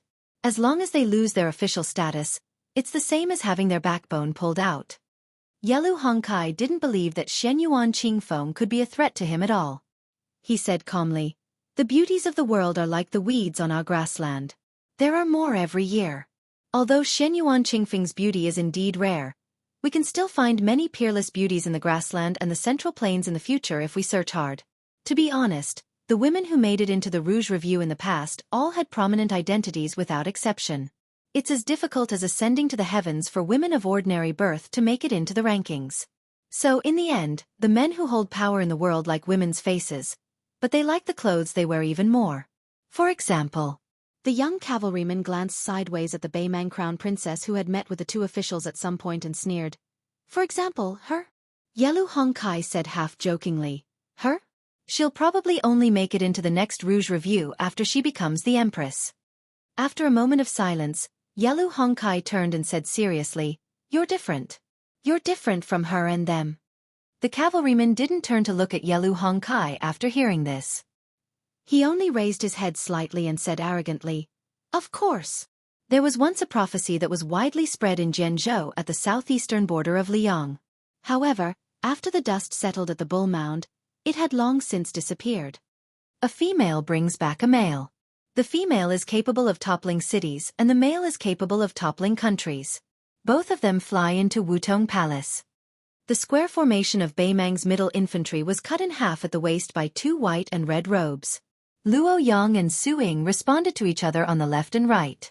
The number of infantrymen that slipped behind them each time was no more than 300. The one-armed forefather eater sword stood behind the two female grandmasters. Within a radius of 200 feet, streaks of sword chi flowed like rainbows. Those who trespassed were killed on the spot as if they were walking into a trap. Not only that, Sui Xiegu's white robe fluttered and his eyebrows fluttered. He stroked his long eyebrows and muttered, "Set up the formation." Of the remaining flying swords that were left behind by the young vassal lord, more than 2,000 undamaged long swords were pulled out of the ground one by one. The long swords soared into the air and connected with each other. They landed in front of Sui Xiegu and stabbed into the ground. More than 1,000 swords formed a row. There were a total of 2 rows. They lined up neatly in front of forefather eater sword. The sword formation formed a step formation. Sui Xiegu closed his eyes and smiled. He muttered to himself, "The cornerstone of the river rises suddenly. The rolling flood, the vast eternal spring." Sui Xiegu suddenly took a deep breath. Another 2,000 broken flying swords landed behind the old man. However, these long swords didn't stab into the ground. Instead, they hovered in the air, forming a sword formation. Finally, Sui Xiegu took another deep breath. Suddenly, the tall and sturdy old man's body emitted a dazzling white light. Sui Xiegu, who had swallowed countless famous swords in the world, scattered the sword chi that he had accumulated for 100 years into the 2 great formations. Every flying sword was imbued with a strand of sharp sword chi.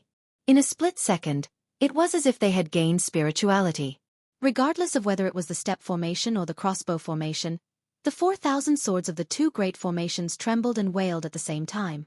The old man muttered softly, "Li Chungang, you broke 2,600 swords at the Guangling River. I, Sui Xiegu, am not willing to lose to you." The old man who had exchanged an arm with Li Chungang of the Spring and Autumn sword armor passed away with a smile. The 2 sword formations were formed in tandem. 100 years of spirit was exhausted in 3 breaths. Chapter 2011. Baimang's god of war and the young king of vassal state, the 2 enemies who might decide the fate of countless people in Liangmang, intentionally or otherwise, moved the battlefield away from North Resisting City. The former was probably afraid of Su Fengnian's fate of Bailiang that had not been exhausted by the way of heaven. Once he had North Resisting City as his backing, he might be able to suppress Tuoba Bodhisattva's trump card. The latter was more worried that once the 2 entered North Resisting City and fought, it was very likely that the victory of the 18 Grandmasters would be completely nullified by Tuoba Bodhisattva's wanton destruction. When Su Fengnian floated away, he told Wei Miao and Chai Qing-shan to be careful, who still needed to confront thousands of cavalry. The current leader of Dongyue Sword Pool signaled the young king of vassal state not to worry about the battle here. Su Fengnian clasped his fist to the two grandmasters of the Central Plains who had disregarded life and death as a sign of gratitude. Chai Qing-shan laughed it off. His chest was filled with pride. The space between Chai Qing-shan's eyebrows was split open, and his chest was cut by a baimang willow. However, compared to Chai Qing-shan, who looked miserable but did not suffer any injuries, Wei Miao of the southern Zhao was the one who was seriously injured, whether in terms of physique or qi. Wei Miao was worthy of being the #1 master of southwest Jianghu. Whether in terms of physique, martial arts attainment, or improvisation, he could be said to be the world's top martial artist. However, the sneak attack by Murong Baoding, nicknamed Half-Faced Buddha, and Li Fengshou, the spiderweb assassin, was too insidious and vicious. Wei Miao took 2 full punches from Murong Baoding, especially the punch on his head, which actually caused his eardrums to burst and blood clots to form in his brain. If it were not for Su Fengnian's attitude of wanting to kill Murong Baoding at the cost of losing the initiative while holding back Tuoba Bodhisattva, the restless Baimang did not dare to make a move. This bought Wei Miao a moment of respite, and also allowed Chai Qing-shan's momentum to recover slightly. Otherwise, it would have been difficult for the two grandmasters to turn the situation around with the 4,000 Winter Thunder cavalry from Orange Province and Murong Baoding, who was eyeing them covetously. In fact, if Murong Baoding had the courage to gamble with his own life and decisively chose to attack Wei Miao to win the initiative for Tuoba Bodhisattva, perhaps the young king would have fallen into a difficult situation under North resisting city.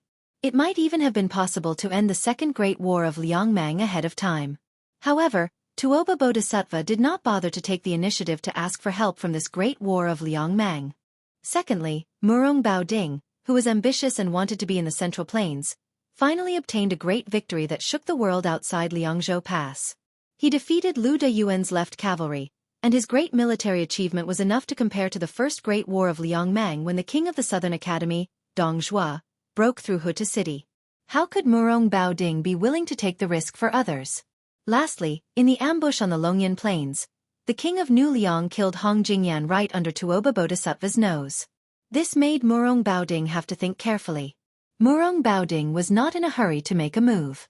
He looked at the two martial masters of the Central Plains, Wei Miao and Chai Qing-shan, and said in a clumsy Central Plains official's accent, "There is Lu Deyuan on the battlefield, and there is Wei Miao and Chai Qing-shan in the Jianghu. God has treated me, Murong Baoding, badly for more than 40 years, and finally treated me well for once. There is a saying in the Central Plains that goes, 'Mountains and rivers repeat, but there is no way out.' Very wonderful. It really sets the scene." After Tuoba Bodhisattva and the young vassal left the place, Murong Baoding, who was wearing silver armor, suddenly had an imposing manner. In the Baimang Jianghu, this member of the royal family, who was originally only known for his rough skin and thick flesh, was ranked very low even if he was on the list of previous martial arts evaluations. This was because Murong Baoding was known to be good at defense and not good at offense. Compared to Zhong Liang, who had directly entered the finger mystery realm from a second-grade master, they could be said to be the two extremes of Baimang's martial arts. However, Murong Baoding had brazenly injured Wei Miao with 2 punches.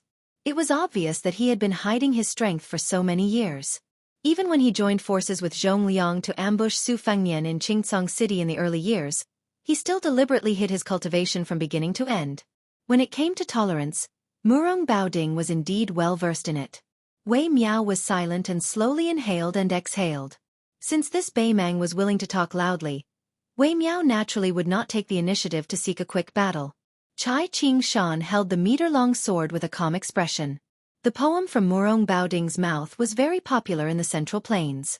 However, this half-baked northern Mang prince probably did not know where it came from. It was the poem Banishing Liangzhou to Die of Old Age, written by the son of the poet family who won first place in the last years of the Great Feng dynasty. Mountains and rivers repeated, willows dark and flowers bright. Just from the words alone, it had always been the most fascinating scenery of Jiangnan. The spring sun was bright and beautiful. The grass was long and the birds were flying. The scenery was pleasant. How could it not make people forget to return? On the other hand, the northwest of the Great Wall was barren, the yellow soil was barren, and the ravines were crisscrossed. The sky was high and the clouds were low. In this part of the world, The two dragons' strength rushed towards one's face and directly hit one's chest. The desolate and cold atmosphere seemed to make the foreigners take a few steps back before they were willing to give up. Chai Ching-shan walked to Wei Miao's side and smiled. There is Wei Miao in the fist, there is no fist in the world. You deserve it. Wei Miao grinned slightly but did not make a sound. Su Fengnian had once joked that he had seen countless experts and grandmasters in his life. Among them, the red-robed man-cat Han Shangxian, the #1 swordsman in the capital, Qi Jiajia, and the purple-robed Shenyuan Qingfeng of Mount Hui were the most impressive. Li Chungang, Jian Zhehuang, and Wei Miao were the least like masters. Chai Ching-shan continued with a smile. Since the world cannot be without Wei Miao, there are countless young talents in the sword forest of the Central Plains. If one or two old guys die, there will always be a few rising stars to replace them. Just the Dongyue sword pool alone has my two disciples, Shan Yi and Song Tinglu. They are destined to rise in the future. Therefore, Wei Miao, I will fight this battle first. What Chai Ching-shan meant was, I will die first. Wei Miao, who urgently needed to recuperate, did not reject the kindness of this sword master. He said in a low voice, I, Wei Miao, will not boast in my life. I can only promise that I will not let Brother Chai leave alone. Chai Ching-shan hesitated and sighed. Brother Wei, don't die if you can. You are different from me. There are still people waiting for you in North Rejecting City. Unexpectedly, Wei Miao, who was short and had a white cloth tied around his calves, smiled and clenched his fists. He squinted his eyes and said softly, After she married me, we traveled Jianghu for so many years. Because my appearance is too ordinary and I do not like to be in the limelight, I will not fight if I can avoid trouble. She, who has a lively personality, is so beautiful as a flower. It seems that she has never felt that she married a good family, and always laughed at the man she married for not having enough heroic spirit. Therefore today as her man I, Wei Miao, will do one thing for her. Wei Miao did not speak anymore. Murong Baoding smiled proudly. Do you two have any last words? In the future, when I, Murong Baoding, enter the Central Plains, I will reminisce about the past with the officials of the Central Plains. It will also be something to talk about. Chai Ching-shan held his sword in front of him, shook his head and laughed loudly. A Beimang dog's head is not worth much. It is really an insult to my newly forged sword Green Water. Murong Baoding's face was gloomy. He clicked his tongue and said, It is said that there are 2 sword schools in the world. Since someone has taken care of the withered sword of the Wu family's sword tomb, let me experience the new sword of the Dongyue sword pool. Chai Ching-shan tapped the ground with the tip of his foot and his body swept forward. A bright green rainbow swept across Murong Baoding's chest. A deathbed struggle. You are only half as strong as you were in your heyday. So what if I let you, old dog surnamed Chai, attack me 100 times first? Murong Baoding's lips curled into a mocking smile. He did not dodge but raised his arms in front of his body. The sword edge brushed against Murong Baoding's silver armor and cut through iron like mud. However, after breaking through the armor, it fell on the sleeve of the Orange Province's disciplinary medallion. It was like fine iron hitting each other, producing an unusual sound of metal hitting stone. Murong Baoding furrowed his brows and retreated. He had made up his mind to exhaust Chai Ching-shan's qi bit by bit. His body was known as the Great Vajra Realm, which was 1 in a million among pure martial artists. It was said that his indestructible body was not inferior to that of the Dragon Tree Monk and Li Dongxin, the master and disciple of the 2 Zen temples. More importantly, the armor he wore was one of the best treasures in Beimang's treasury. It was forged in the early Sweet Dew period and was once a secret treasure of the royal family of Dafeng. It was said that its material was similar to the red armor of one of the 4 grandmasters of the spring and autumn period. With this armor, Murong Baoding originally thought that he could withstand 2 or 3 strikes from the peach blossom sword god Dong Tai, who had the greatest killing power. However, he did not expect Chai Ching-shan's sword to break through his armor. This made Murong Baoding retract his underestimation of the grandmasters of the Central Plains. In fact, Lu Fengshou, who was proficient in assassination, had made a good start but also a bad one. Li Fengshou almost killed Chai Ching-shan with his willow leaf sword. It was not because Chai Ching-shan was weak, but because his cooperation with Murong Baoding was flawless. Chai Ching-shan's swordsmanship was especially high. It was the best in the southeast of the Central Plains. If there were grandmasters of fist techniques in the world, other than Wei Miao, Only the woman from the martial emperor city, Linya, could hold her own. Then the sword forest of the Central Plains was just as Chai Ching-shan had said. It was continuous and unbroken. What a magnificent sight it was! It was not that there were no swordsmen other than Dong Tai, and it was not that there were no sword moves other than Li Chuangong's two-sleeves green snake. Since Murong Baoding was arrogant, Chai Ching-shan did not spare him. He chopped down with his sword like a waterfall. The sword aura in front of Murong Baoding was overflowing like a waterfall.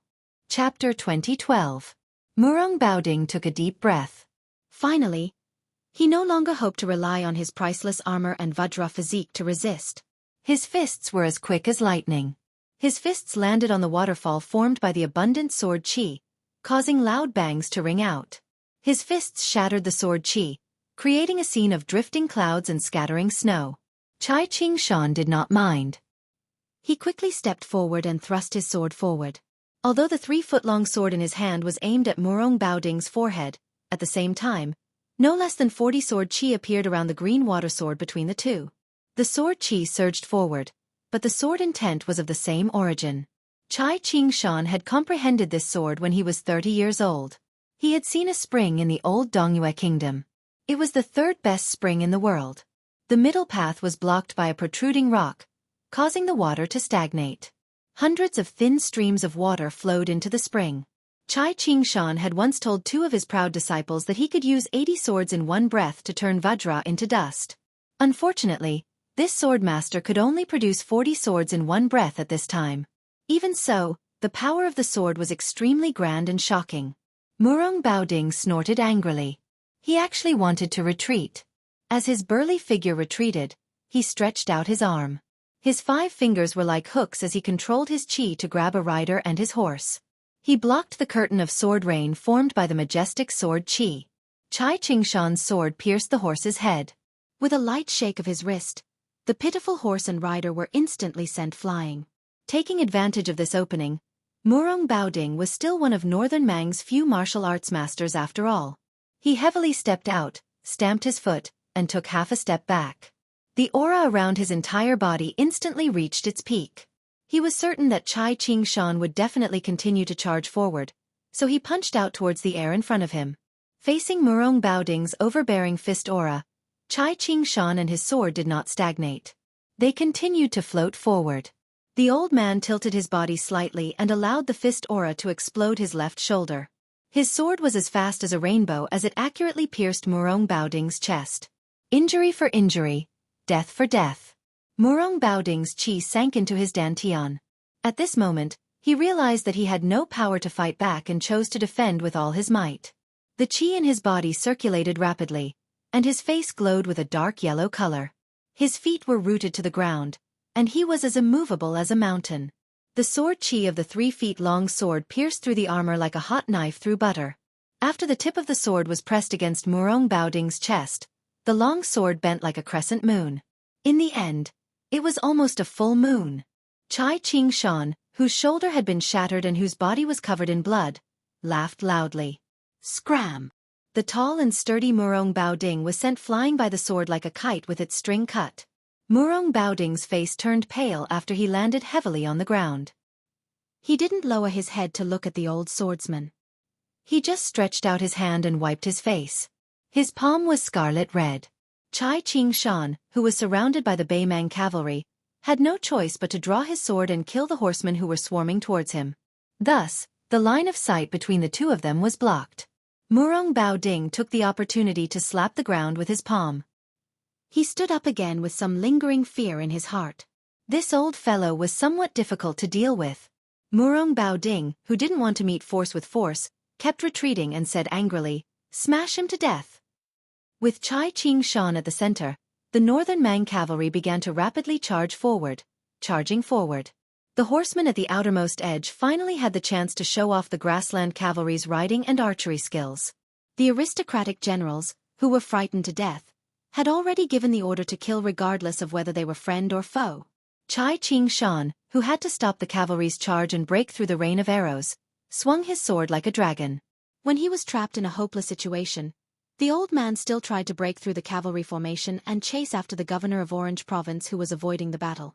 However, His chi pulled at the wound on his chest, and the blood turned into a strange dark green color. He was only a hair away from rushing out of the encirclement that the Baimang cavalry had built with their lives.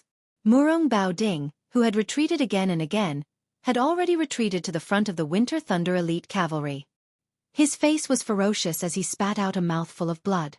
If it wasn't for the poison on his willow sword, he might have been chased to this place by Chai Ching-shan. It didn't mean that he would lose. Murong Bao Ding still had the confidence to slowly exhaust this old man to death. However, how could Chai Ching-shan's life be compared to his own? He paid more attention to Wei Miao. If that guy wanted to abandon Chai Ching-shan and retreat to North Resisting City, with Murong Bao Ding's injury, he was confident that he could stop him. If one looked towards the north from North Resisting city walls, or if one looked towards the south from the Winter Thunder elite cavalry on horseback, they would see that the great circle the elder was in had layers upon layers of Northern Mang cavalry continuously charging towards the center of the circle. Chai Ching-shan stood alone with his sword. There were corpses all around him and piles of bones. Murong Bao Ding suddenly raised his head. There was a sudden explosion, and then a figure fell from the sky. Murong Bao Ding could only tilt his head and cross his arms to block above his head.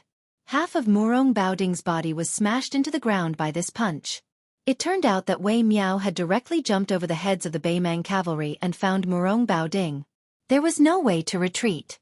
Murong Bao Ding instinctively protected his head with his arms. Sure enough, Wei Miao pressed down on his head with one hand and sent out a knee strike. Murong Bao Ding was knocked back and a deep ditch several zhonglong was plowed out. Dust flew up.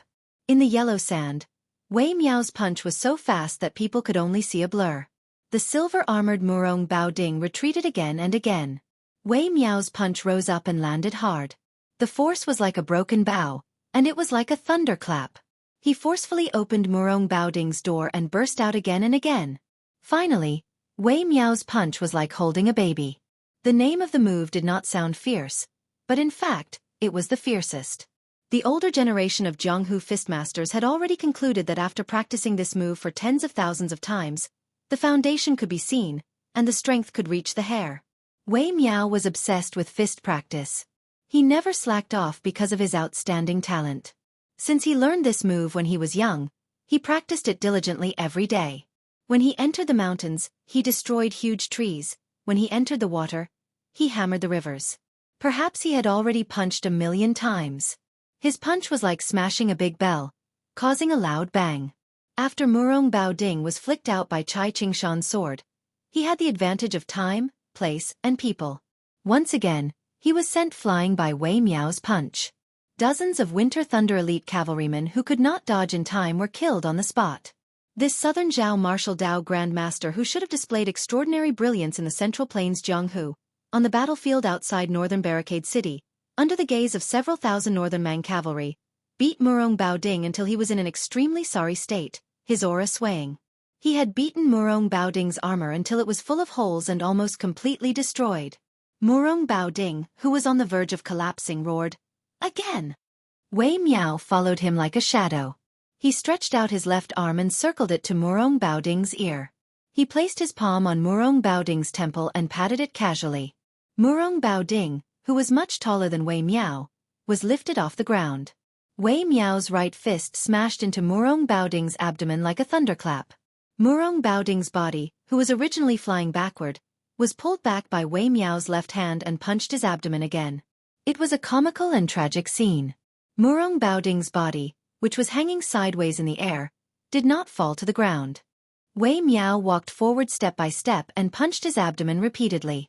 Wei Miao's last punch, which was also the last punch of his life, landed heavily on Murong Bao Ding's abdomen. Murong Bao Ding finally fell to the ground. He was thrown 70 to 80 feet away, bleeding from his 7 orifices.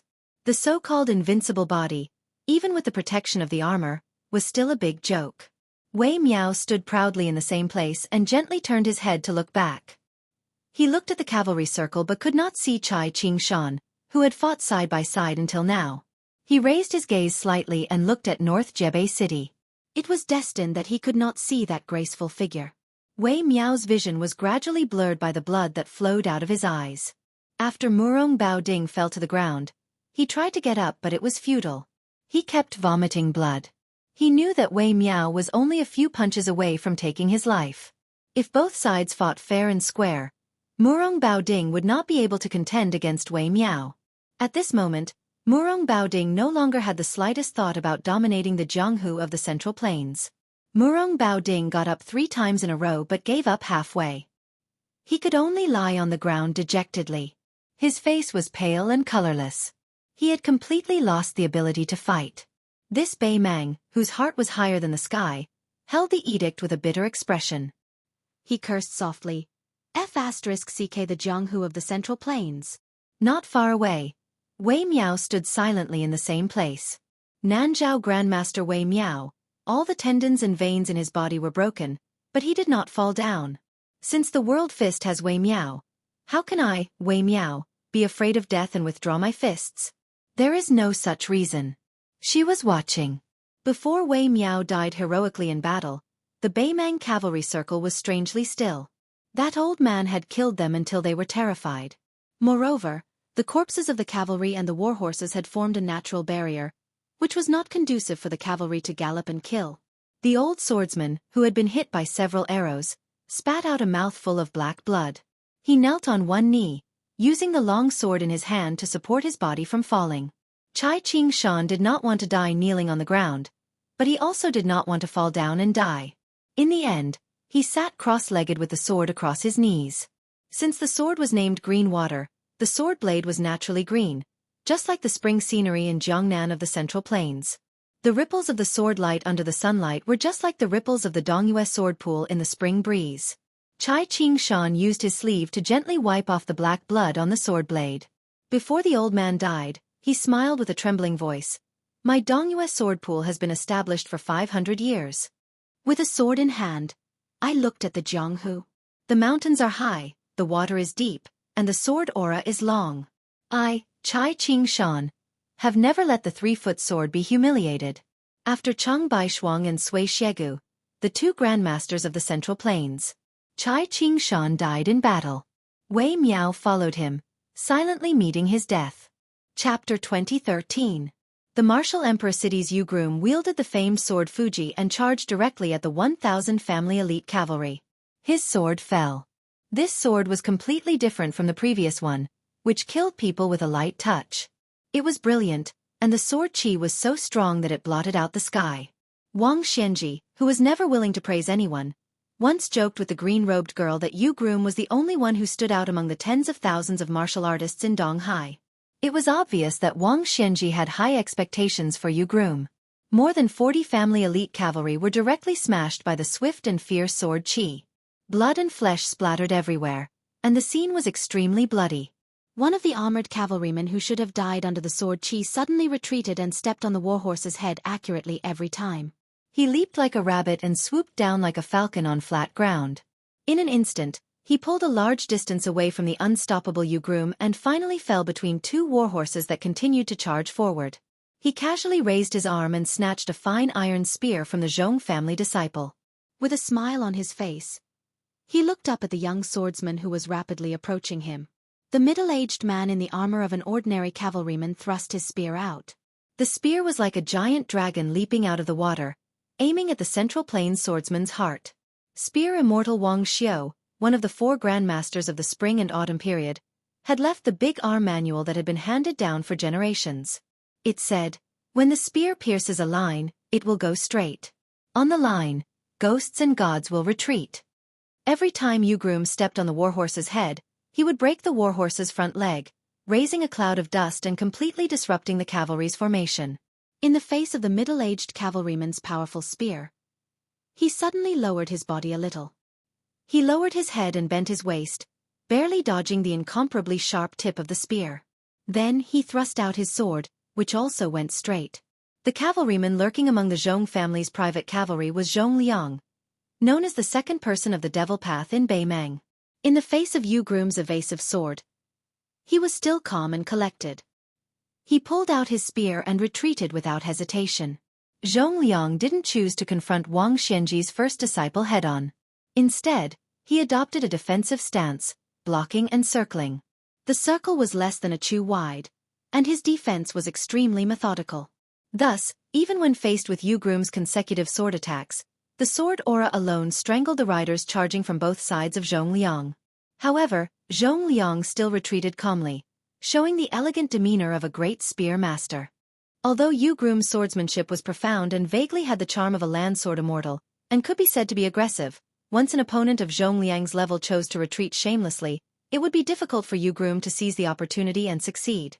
Moreover, Zhongliang was originally recognized as a master of various schools in Beimang, and finally achieved a killing power that did not lose to the celestial state with the Finger Mystery Realm. But in the end, Zhongliang, who did not have the Vajra physique, did not continue to blindly pursue killing power to reach the celestial state. Instead, he opened up a new path in spear arts, only taking the defensive position and not the offensive, striving to keep the enemy away from the tip of the spear. It should be known that besides being a prominent family of generals in Beimang, the Zhong family was also the only family of spear arts in the world. The Zhong family's disciples were brave and valiant. Regardless of gender or age, they were all skilled in spear arts, especially the big spear. Young children had to practice spear arts with a white wax pole in hand. After the initial success in spear arts, they had to reach the level of not letting water in. That was, the family's 10 riders would run in a circle at a distance of 30 paces, and the person holding the spear would have to deflect all the arrows that were shot at him. After that, in the heavy rain, brandishing the long spear so that his clothes were not wet in the slightest. Only then could he be considered to have reached the level of great success in spear arts. Therefore, the long spear iron cavalry under the command of Beimang's general Zhong Shentong, whether it was Dongzhuo's private cavalry, Murong Baoding's Winter Thunder elite cavalry, or the inferior Ruren iron cavalry, they were all inferior to the long spear iron cavalry. It was a pity that the Zhong family had only cultivated less than 2,000 iron cavalry in 20 years. Limited by their numbers, they were unable to have an absolute advantage on the battlefield. After the Beimang Empress saw the Zhong family's iron cavalry practice with her own eyes, she sighed. The Zhong family's children are really like the grasslands eagles flying across the plains with iron spears in their hands. The Zhong family's second master, Zhong Liang, who had always been famous for deviating from orthodoxy and rebelling against orthodoxy in the grassland, chose spear arts as his martial arts return to the roots to make up for his shortcomings in martial arts. This was unexpected but also reasonable. Groom Yu looked deeply at Zhong Liang, who was retreating again and again, and suddenly put away his Fu Ji. Zhong Liang then stopped and laughed. You finally remember to go back to help Lu Huang? Don't worry, first ask if the iron spear in my hand agrees or not. Zhong Liang held the spear in one hand, and his chi was firmly locked onto Groom Yu. For the first time, he really had the intention to fight. Then he raised his arm and made a gesture. The two wings of the Zhong family's cavalry that were constantly rushing forward suddenly broke in half. The elite cavalry that stopped moving forward lined up behind Zhong Liang. At the same time, the Beimang cavalry that was originally at the rear turned over and fell off their horses. No less than 300 people rushed forward from the gap between the cavalry formation. There were the Spiderweb's elite men of sacrifice, Beimang's Jianghu masters, and even the Zhong family's consecrated guests who had been raised by the Zhong family for many years. Without exception, all of them, including Zhong Liang, stared at Groom Yu, who was holding the long sword and Fu Ji. The 300 people quickly formed a huge encirclement and desperately surrounded Groom Yu, who had a cold blade at his waist and a long sword in his hand. Zhong Liang held his spear and stood in the same place. He saw more than 30 people taking the lead to surround and kill the sword genius from Liang's eastern sea. He smiled confidently. Groom Yu, bullying with numbers is something we have no choice but to do. Although my Zhong family's men are not afraid to fight to the death, this is only on the battlefield. After all, we are not in Jianghu. I hope you can forgive us. This battlefield was exactly the same as the one where Murong Baoding and Li Fengshou were overseeing. How similar. Unexpectedly, Groom Yu held the Fu Ji upside down, using only 2 fingers of his left hand as a sword. His lips moved slightly. The sword energy in Groom Yu's left sleeve was abundant and overflowing. The 30 experts who were prepared to die were killed on the spot by the sword chi that rose from the ground without any warning, regardless of whether they were running wildly or leaping high into the air. Not only that, with Groom Yu as the center, the sword energy suddenly rose from the ground, spectacular like a big spring gushing out. This strange phenomenon was really like thunder rising from the ground. 100 feet, 200 feet, 300 feet, all of them were vast and mighty sword energy that rose into the sky. After the 30 Baimang experts that Groom Yu purposely targeted died, there were 60-odd people who couldn't dodge in time or just happened to bump into the sword energy, dying with their eyes wide open. Apart from most of the Baimang people who were lucky enough to dodge the sword energy, in truth, the number of experts who could take the sword energy head-on could be counted on 2 hands. Zhong Liang was naturally the most relaxed. He just raised his spear and landed heavily, smashing the sword energy that rose from the ground beside him. Zhong Liang wasn't in a rush at all. The one who should be anxious was Groom Yu. Lu Huang, who was at the end of his rope, faced the continuous charge of 3,000 cavalry. Apart from death, what else could he do?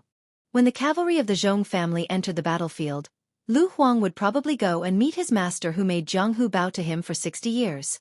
Zhong Liang only needed to delay Groom Yu at the crucial moment. If he could capture Groom Yu alive, that would be the best. He didn't believe that his nephew, Zhong Tan, who was responsible for the prosperity of the family, had died at Miyun Mountain Pass. He was most likely imprisoned by Bailiang, most likely in Beiju City. Not only did Zhong Liang have high hopes for Zhong Tan, who had a similar temperament, but the entire Zhong family needed Zhong Tan alive. Otherwise, the Zhong family's 20 years of hard work and planning would all be for naught. Even if he and his brother Zhong Shintong achieved great military exploits in the future, without an heir, what benefit would it bring? Zhong Liang hoped that it would be used by Groom Yu or someone else in exchange for Zhong Tan's chance to return to the family. Zhong Liang, who was in a complicated mood, suddenly looked around for no reason, as if he was looking for something. He was very curious. As a top guru with outstanding attainments in Xian Finger, he could feel a huge and suffocating invisible momentum, but he couldn't catch any clues. He only knew that Tuoba Bodhisattva had dragged the young king into a real dangerous battlefield. Ordinary people couldn't touch it at all, and even Zhong Liang couldn't see it. After this battle, the casualties of Bailiang's siege infantry would be beyond imagination, and it might even affect the future southern expedition to the Central Plains.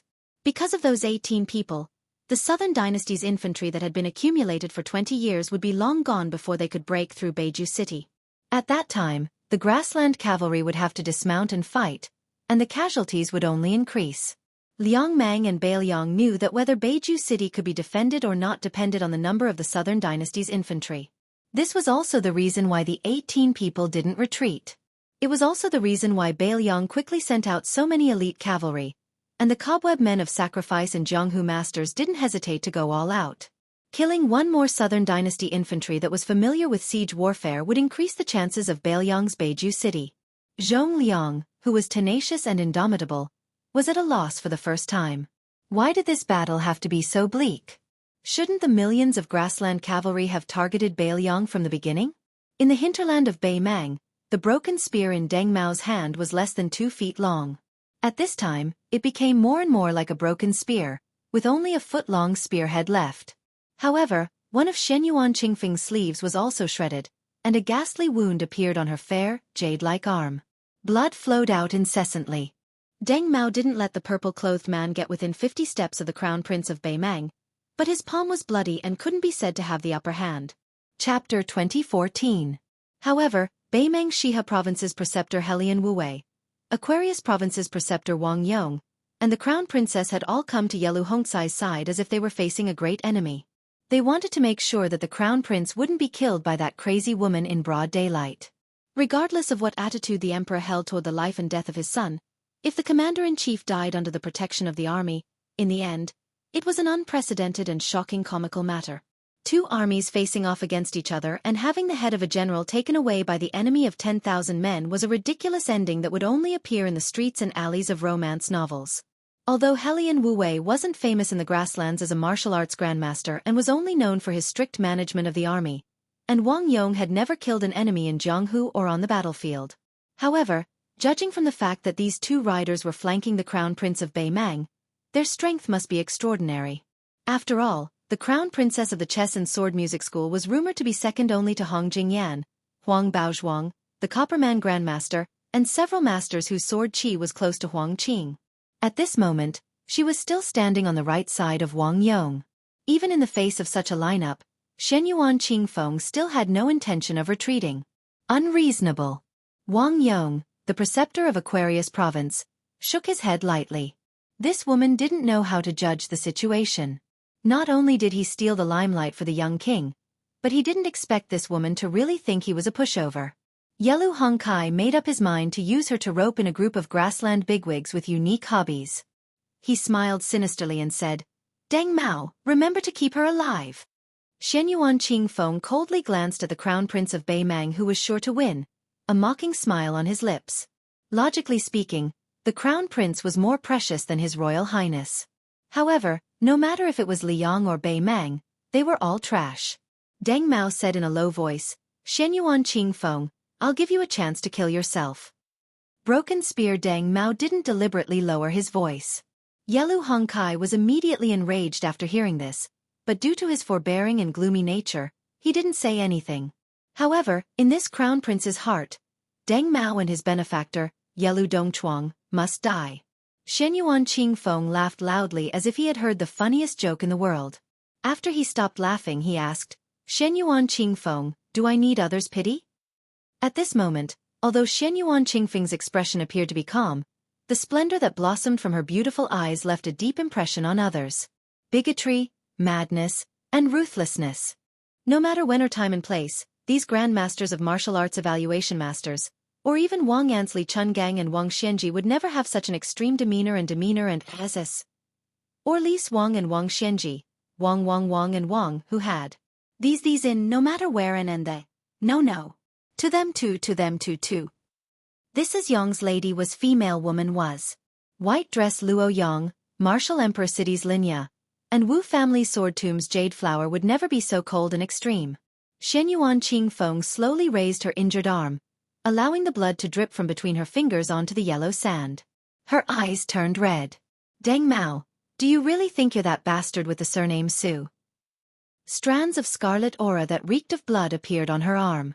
It was so thick that it was almost tangible, and it formed a sharp contrast with her smooth and translucent snow-white arm. The aura that flowed out lingered around her arm like numerous small scarlet snakes that were sticking out their tips. If one were to talk about the most unreasonable heavenly phenomenon killing heavenly phenomenon in the world, it would be Catman Han Shangxian. At this moment, the strange phenomenon of Shenyuan Qingfeng's arm coiling around the red snake was exactly the same as the famous technique of the Liang chief eunuch in the past. Not only that, compared to Han Shangxian, Shenyuan Qingfeng was even more ruthless. She went one step further and didn't hesitate to use her blood to nourish this thing. This kind of crazy behavior that no one had ever done before was no different from raising a flood dragon in one's body. Using the acupoints in one's body as a cage, first turning the snake into a flood dragon, and then using the meridians as the river water, she achieved the ultimate goal of a great flood dragon transforming into a dragon. Compared to the other Beimang people who didn't know the inside story and didn't know the severity of the situation, Deng Mao, who had experienced the Jianghu of the Central Plains, could clearly see the inside story. He couldn't help but sigh. What a lunatic! Deng Mao lowered his head and looked at the broken spear in his hand. He sighed with a strange expression, a little regretful and a little helpless. When he raised his head again, his eyes were resolute as he said in a deep voice, "You didn't have enough momentum to kill all the way here. You still dare to stubbornly persist in going all out and seek death. Then don't blame me for not caring that you'll become the plaything of the grassland nobles in the future." Shenyuan Qingfeng closed his eyes, his aura unusually restrained to the extreme. It was like a snowball that was constantly being clenched and compacted during a snowstorm. Deng Mao also returned to his original state, his vigorous aura disappearing without a trace. Obviously, the two of them were going to choose to fight to the death in one move. Behind Deng Mao, the corners of Wang Yong's mouth curled up. Seeing that Shenyuan Qingfeng was actually so conceited as to think that he could kill Deng Mao in one move, this Aquarius Prefecture's disciplinary magistrate was completely relieved. This Liang Jianghu female alliance chief really doesn't know the immensity of heaven and earth. What a pity for that profound fortune. Could it be that she forgot what Luo Yang reminded the king of Bailiang? Wang Yong and Deng Mao couldn't be considered close friends, but they had once exchanged pointers. Of course, Wang Yong was definitely not Deng Mao's opponent. However, Wang Yong had always been secretly communicating with that branch of the Yelu clan, so he understood Deng Mao very well. This unconventional grandmaster of Beimang, in terms of battle prowess, was perhaps inferior to Hong Jingyan, inferior to white dress Luo Yang. His defense might even be inferior to Murong Baoding's, and his lethality was inferior to demon Zhong Liang's. It was as if he had a cultivation of celestial phenomenon, but he didn't have any outstanding points. It was really hard for ordinary people to imagine why when Hong Jingyan entered the martial ranking for the first time, there was a strange comment of, ashamed to be behind Murong Bao Ding, ashamed to be ahead of Deng Mao. However, Wang Yong was well aware that Deng Mao had nurtured his qi with that broken spear for 20 years. When he abandoned the spear, he was able to kill an earth immortal with a cultivation of celestial phenomenon. And Shenyuan Qingfeng was only a fine line away from becoming an earth immortal. Deng Mao killing her was just right. As expected. On the battlefield, after the magnificent scene of wind, clouds and thunder, the two of them stopped confronting each other. Deng Mao's broken spear had pierced Mount Huishanzi's abdomen. Although it didn't come out of her body, it was clearly a fatal wound. Deng Mao allowed Shenyuan Qingfeng's fingers to press on his forehead. Her fingertips had also pierced deeply into Deng Mao's scalp. Deng Mao's hands hung by his side. Blood seeped out of the corner of his mouth. He smiled with difficulty, as if asking the two words, "What's the matter?" Shenyuan Qingfeng forcefully swallowed the blood in her throat and asked, "What's the matter?" Deng Mao was already powerless to speak, but Mount Huishanzi could still speak. It was obvious who was superior. However, on this battlefield, there was only a single figure in purple clothes. She was only 80 steps away from the Beimang banner. Victory and defeat had been decided, but it wasn't necessarily a matter of life and death. Helian Wuwei didn't make any moves. However, two riders beside the Beimang Crown Prince had already charged forward. One of them was Wang Yong, the abbot of Aquarius State, who held an iron spear. The other was the Beimang Crown Prince consort, who had drawn a long sword and was known as Han Gu. Both of them wanted to quickly kill Shenyuan Qingfeng to prevent future trouble. It was obvious that neither of them took Yelu Hongzai's decree seriously. In fact, after seeing this scene, the Beimang Crown Prince no longer had any thoughts of sparing Mount Huishanzi's life. This Central Plains woman was too terrifying. Shenyuan Qingfeng withdrew her fingers, and Deng Mao fell to the ground at her feet. Just like the countless men of the Central Plains, they all fell to her feet. She closed her eyes and listened to the rapid drum-like sound of horse hooves. The wind blew, and her sleeves fluttered. She was still as graceful as an immortal. At that moment, Shenyuan Qingfeng recalled a certain someone holding up an oil paper umbrella in the heavy rain at the Great Ox Hill. He recalled how they looked at the snowmen piled up in the courtyard together at the Damayai post station in the capital. A certain someone spoke with an inexplicable sadness about their dreams. She slowly fell backwards. She was a bit tired. Something strange happened. In a certain inconspicuous battlefield in the heart of the Northern Mang army, a petite and exquisite figure had actually emerged from the ground mysteriously. She arched her back and sprinted as fast as lightning, practically passing through the bellies of the Northern Mang warhorses. In a short few blinks of an eye, she arrived at Shenyuan Qingfeng's side of the battlefield, and then disappeared in a flash. Sensing a strong sense of danger, the Beimang Crown Princess abruptly stopped her horse. She widened her eyes. She was already behind the Aquarius Prefecture's provincial governor, so she was in disbelief. In her line of sight, Wang Yong was still charging forward with his spear in hand. He was unstoppable. However, a young girl had unknowingly squatted on the back of his horse. This prefecture's provincial governor, who had great authority, had his chest pierced by a karate chop. After the young female assassin pulled out her karate chop, she glanced back at the Beimang Crown Princess, who was shivering all over. She seemed to chuckle before she disappeared again. In the next moment, she happened to carry Shenyuan Qingfeng, who had fallen to the ground. After a brief moment of shock, the Crown Princess no longer cared about breaking the rules of etiquette. She angrily shouted at the surrounding cavalry with a ferocious expression, "Stop the assassin!" No one knew why this young girl appeared on the battlefield. Even the young vassal king of Bailiang did not know. Su Fengnian only knew that she had promised him that she would not go to the battlefield outside Beimang City. She also promised him that if the battle did not go well, she would take the young cat out of the city and go to the western Shu where the sea of bamboo billowed. No one knew how she was able to hide underground for so long, and how she was able to hide not far away from the Beimang army without making any mistakes. Previously, in Beimang City, everyone only knew that there was an extremely interesting and strange young girl who liked to hang outside the young prince's study or sit on the eaves in a daze. The new Prince Liang also never restrained her. Even when they were discussing matters in the meeting hall, The young girl would also sit on the roof beam, seemingly bored. On the roof.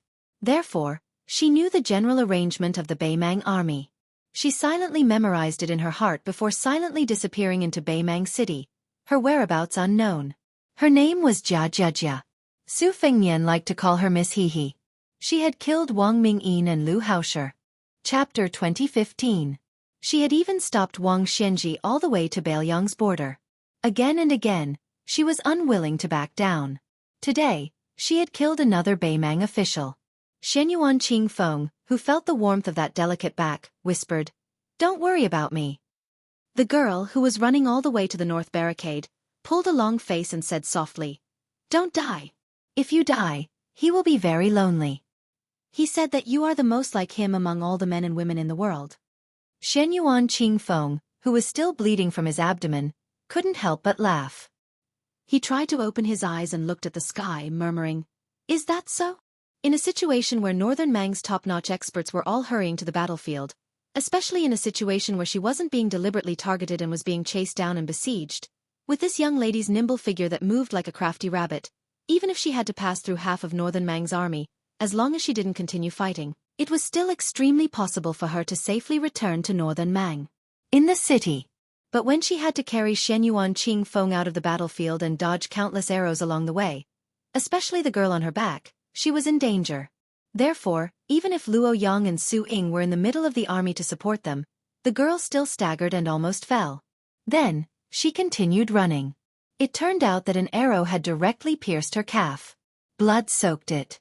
The girl didn't feel it at all. In the end, she carefully placed Shenyuan Qingfeng at the foot of the north barricade wall. Then, she returned to the Baimang army and carried Sui Shivali and Chang Baishuang back. Under the escort of the blind female zither player Xue Songguan, she carried back Wei Miao and Chai Qingshan. She carried back 4 corpses. In the chaos, she carried back the 2 corpses that Mao Shulang had risked his life to protect. Ji Lu An of Nanjiang and Yu Xingrui of Wudong Mountain. These 2 grandmasters died back to back. When the girl left, Mao Shulang, who was covered in blood and had lost an arm, laughed and said, "Little girl, you don't have to care about this old man's corpse anymore." The last corpse was the swordsman of Martial Emperor City, Lu Huang. Not a single person was left alive within 100 feet of the bridegroom. The first disciple of the Martial Emperor City sat cross-legged on the tragic battlefield and helped his junior brother who was lying in a pool of blood retrieve the famous sword, Shu Dao. Lu Huang, who was hit in the chest by Bei Mang, hugged the long sword. Before he died, he laughed and said, "I don't kill as many people as you do. I still can't make you call me senior brother." Yu Groom, who had been shot by Zhong Liang and his arm had been slashed several times by Bei Mang's men of sacrifice, forced a smile, lowered his head and shouted, "Senior brother." When Lu Huang died, he seemed to have heard the title and nodded gently. When the limping young girl came to his side, Groom Yu raised his head with tears in his eyes and said softly, "Sorry to trouble you." The girl shook her head. After the groom left the ancient sword of Shu Dao hanging on his waist, she carried the corpse back to the North Jebei city. To the right of her and the groom, Su Yanbing was forcefully dragging Wu Luding and sword attendant Chui Hua out of the battlefield and throwing them towards the city walls of North Jebei city. Then, Su Yanbing finally turned around and walked towards the iron spear inserted into the ground. With his back to the girl, Groom Yu pulled out the Shu Dao sword that had just been sheathed. At this time, he was holding the sword with both hands. He looked into the distance. Zhong Liang, whose hand had been cut off, was desperately rescued by his family's men of sacrifice. He was escaping towards the center of Bei Mang's army. Groom Yu, with 2 swords, slowly moved forward. In the center of Bei Mang's front line, Luo Yang, whose white clothes had long been dyed scarlet by blood, finally stood there alone after persuading Su Ying to return to North Jebei city. One-armed Mao Shulang, who had been leading the charge, also died after killing 700 people in a spurt of energy. He died without an intact corpse. He died without a burial place. Under the city walls, the corpses that Jia Jia carried away from the battlefield were placed into hanging baskets and returned to North Jebei city. Outside North Jebei city, there were 18 grandmasters.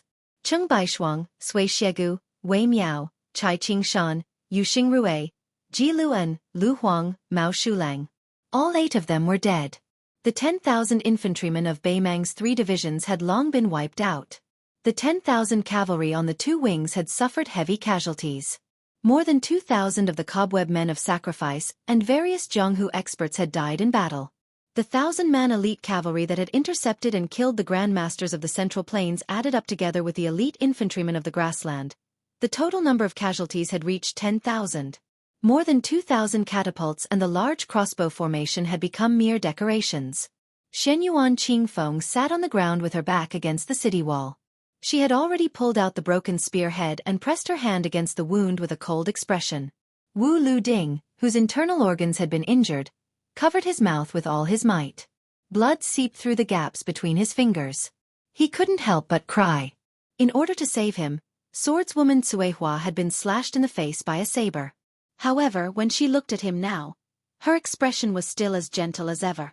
Xue Songguan, whose face was as pale as snow, hugged his guqin. His fingers were a mess of flesh and blood, and the strings of his guqin were all broken. There was no trace of qi left in his body. Su Ying, who was wearing a red robe, had a deep cut on his back. He crouched down and gently helped He bandage her wound. The stubborn girl raised her arm, bit her lip, and wiped her tears with all her might. She couldn't see him, because she knew that the battle between the two that no one could see was an even more tragic one. Outside North Jebei City, Groom Yu continued forward. Su Yanbing and Luo Yang continued to block the advance of the two large infantry formations of Beimang. In an instant, the clouds in the sky above North Jebei City, or more accurately, the entire northwestern border disappeared at the same time. Chapter 2016. As long as everyone raised their heads, they could see a vast and boundless ripple above their heads, surging and spreading in all directions. The Northern Liang Border Army inside North Barricade City and the Northern Mang Great Army outside North Barricade City were like fish swimming at the bottom of a lake, all of them raising their heads to look at the layer of ripples on the mirror-like surface of the lake. There were no clouds for thousands of miles.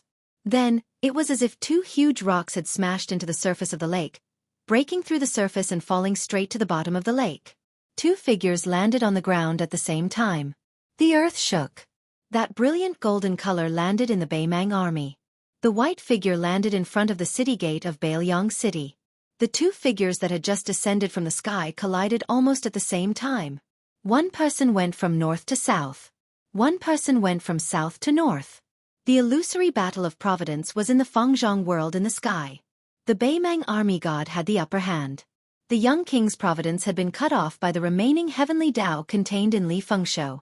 But in the end, Su Fengnian still brazenly broke through that world and returned to the human world. Then, the next battle would be an unrestrained battle in the human world. When the two streaks of light collided in the middle of the Northern Mang army's abdomen, the momentum was so great that several hundred cavalry in the vicinity were instantly sent flying. Before the men and horses even landed on the ground, they had already died. The burly golden figure slid back a few thousand feet. The white rainbow crashed into the city wall of Bailiang City. His elbows were pressed against the wall, and he did not allow his back to hit the city wall. Both sides did not take a breath. Instead, they collided violently in the previous straight line at a speed faster than when they retreated. The location of the collision this time was a bit closer to the south, which was why there were several hundred Northern Mang cavalry soldiers who were caught in the crossfire, their men and horses sent flying. The Beimang army completely stopped advancing south. They did not dare to. Even though close to half of the 18 grandmasters outside Northern Mang City had died, and the remaining half had completely lost the ability to fight, when the Northern Mang barbarians personally witnessed this horrifying scene that shook their hearts, all of them were stunned. The two rainbows collided again and again at a speed faster than before. By the time the Beimang army that was unfortunately in that straight line, which penetrated through the north-resisting city to the rear of the 400,000-strong army, had finally had time to frantically flee to both sides, more than 20 collisions had already occurred. On this straight line, even if you were a celestial phenomenon expert, as long as you blocked the path of both sides, you would die instantly. It was unknown just how many Northern Mang infantry and cavalry, how many centurions and kiliarchs, how many southern court generals and influential figures died mysteriously just like that. Later on, there was a martial arts grandmaster who sighed from the bottom of his heart. The battle outside Jbiqing is probably only comparable to the battle between Lu Zhu and Lu Zhu. Since there was only one ancestor Lu in this world, a battle between the two of them had not happened in 1,000 years. The next collision was even more shocking. Even the ordinary soldiers could see the chi ripples that surged out with their naked eyes. This time, the golden figure almost directly withdrew from the battlefield. The Baimang army god paused for a moment, then stepped forward step by step. His roar and footsteps were as loud as thunder. Su Fengnian. I'll break all your meridians and destroy all your acupoints. Tuoba Bodhisattva was obviously enraged. He rushed forward and collided with Su Fengnian, who had moved at the same time. This time, it was Su Fengnian's turn. His entire body was embedded in the north-resisting city's walls. Everyone could finally see Tuoba Bodhisattva's burly figure clearly. 18 golden flood dragons as thick as bowls circled around his body rapidly. He sneered loudly, "Let's see how many pounds of blood you have left to boil and convert into qi."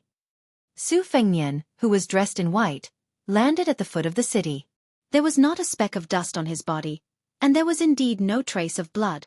On the drum platform at the top of the north-resisting city's walls, the drumming never stopped. Jiang Ni, who was beating the drum non-stop, had tears all over her face. She did not dare to look at Su Fengnian. She suddenly shouted, "Bailiang's millions of poor families are wrapped in iron clothes and withered bones. Come, come, come, let's see who's the butcher of the Yang realm. Come, come, come, let's see who's beating the beauty drum." With his back to the north-resisting city and the remaining grandmasters of the Central Plains, the young man who had already torn off the vassal king's robe stood barefoot outside the city. After hearing the voice from the top of the city wall, he said with a hoarse voice, "Don't worry, I won't lose." Su Fengnian raised his head and took a deep breath. He shouted angrily, "Dong Tai!" Laughter came from the distant sky. "I'm already outside the divine gate. You can fight to your heart's content." Dong Tai, the peach blossom sword god, had ascended to the sky step by step. He held his sword and arrived outside the divine gate alone. Dong Tai stopped in midair. He held his sword horizontally and asked with a smile, "Let me ask the immortals in the heavens, who dares to come to this mortal world?" After hearing this, Su Fengnian exhaled softly. It was as if he wanted to release all the pent-up anger of the 300,000 Bailiang cavalrymen and 20 years. He smiled and said to himself, "Then I'm really going to be invincible in the mortal world for once." He was dressed in white and had an extremely happy expression on his face. It was as if a heavy burden had been lifted off his shoulders. "For the time being, I don't care about how many wisps of smoke there are in the Central Plains. I don't care about the outcome of the war between the two countries. I don't care about the Liang Imperial Court scolding. I don't care about the million cavalrymen of Baimang. I don't care about how many famous stone tablets there are in Mount Qingliang. I, Su Fengnian, will only be Su Fengnian for once." Su Fengnian laughed loudly and said, "Heaven, earth, and mortal world. Wait for me, Su Fengnian, to stretch my body." Sure enough, the young man did a big stretch. A snow-white giant python that seemed both tangible and intangible suddenly appeared behind the young man. It was as huge as a mountain range, occupying the North Jebei city. Its python head poked out of the towering North Jebei city and let out an earth-shattering roar toward the grassland in the north.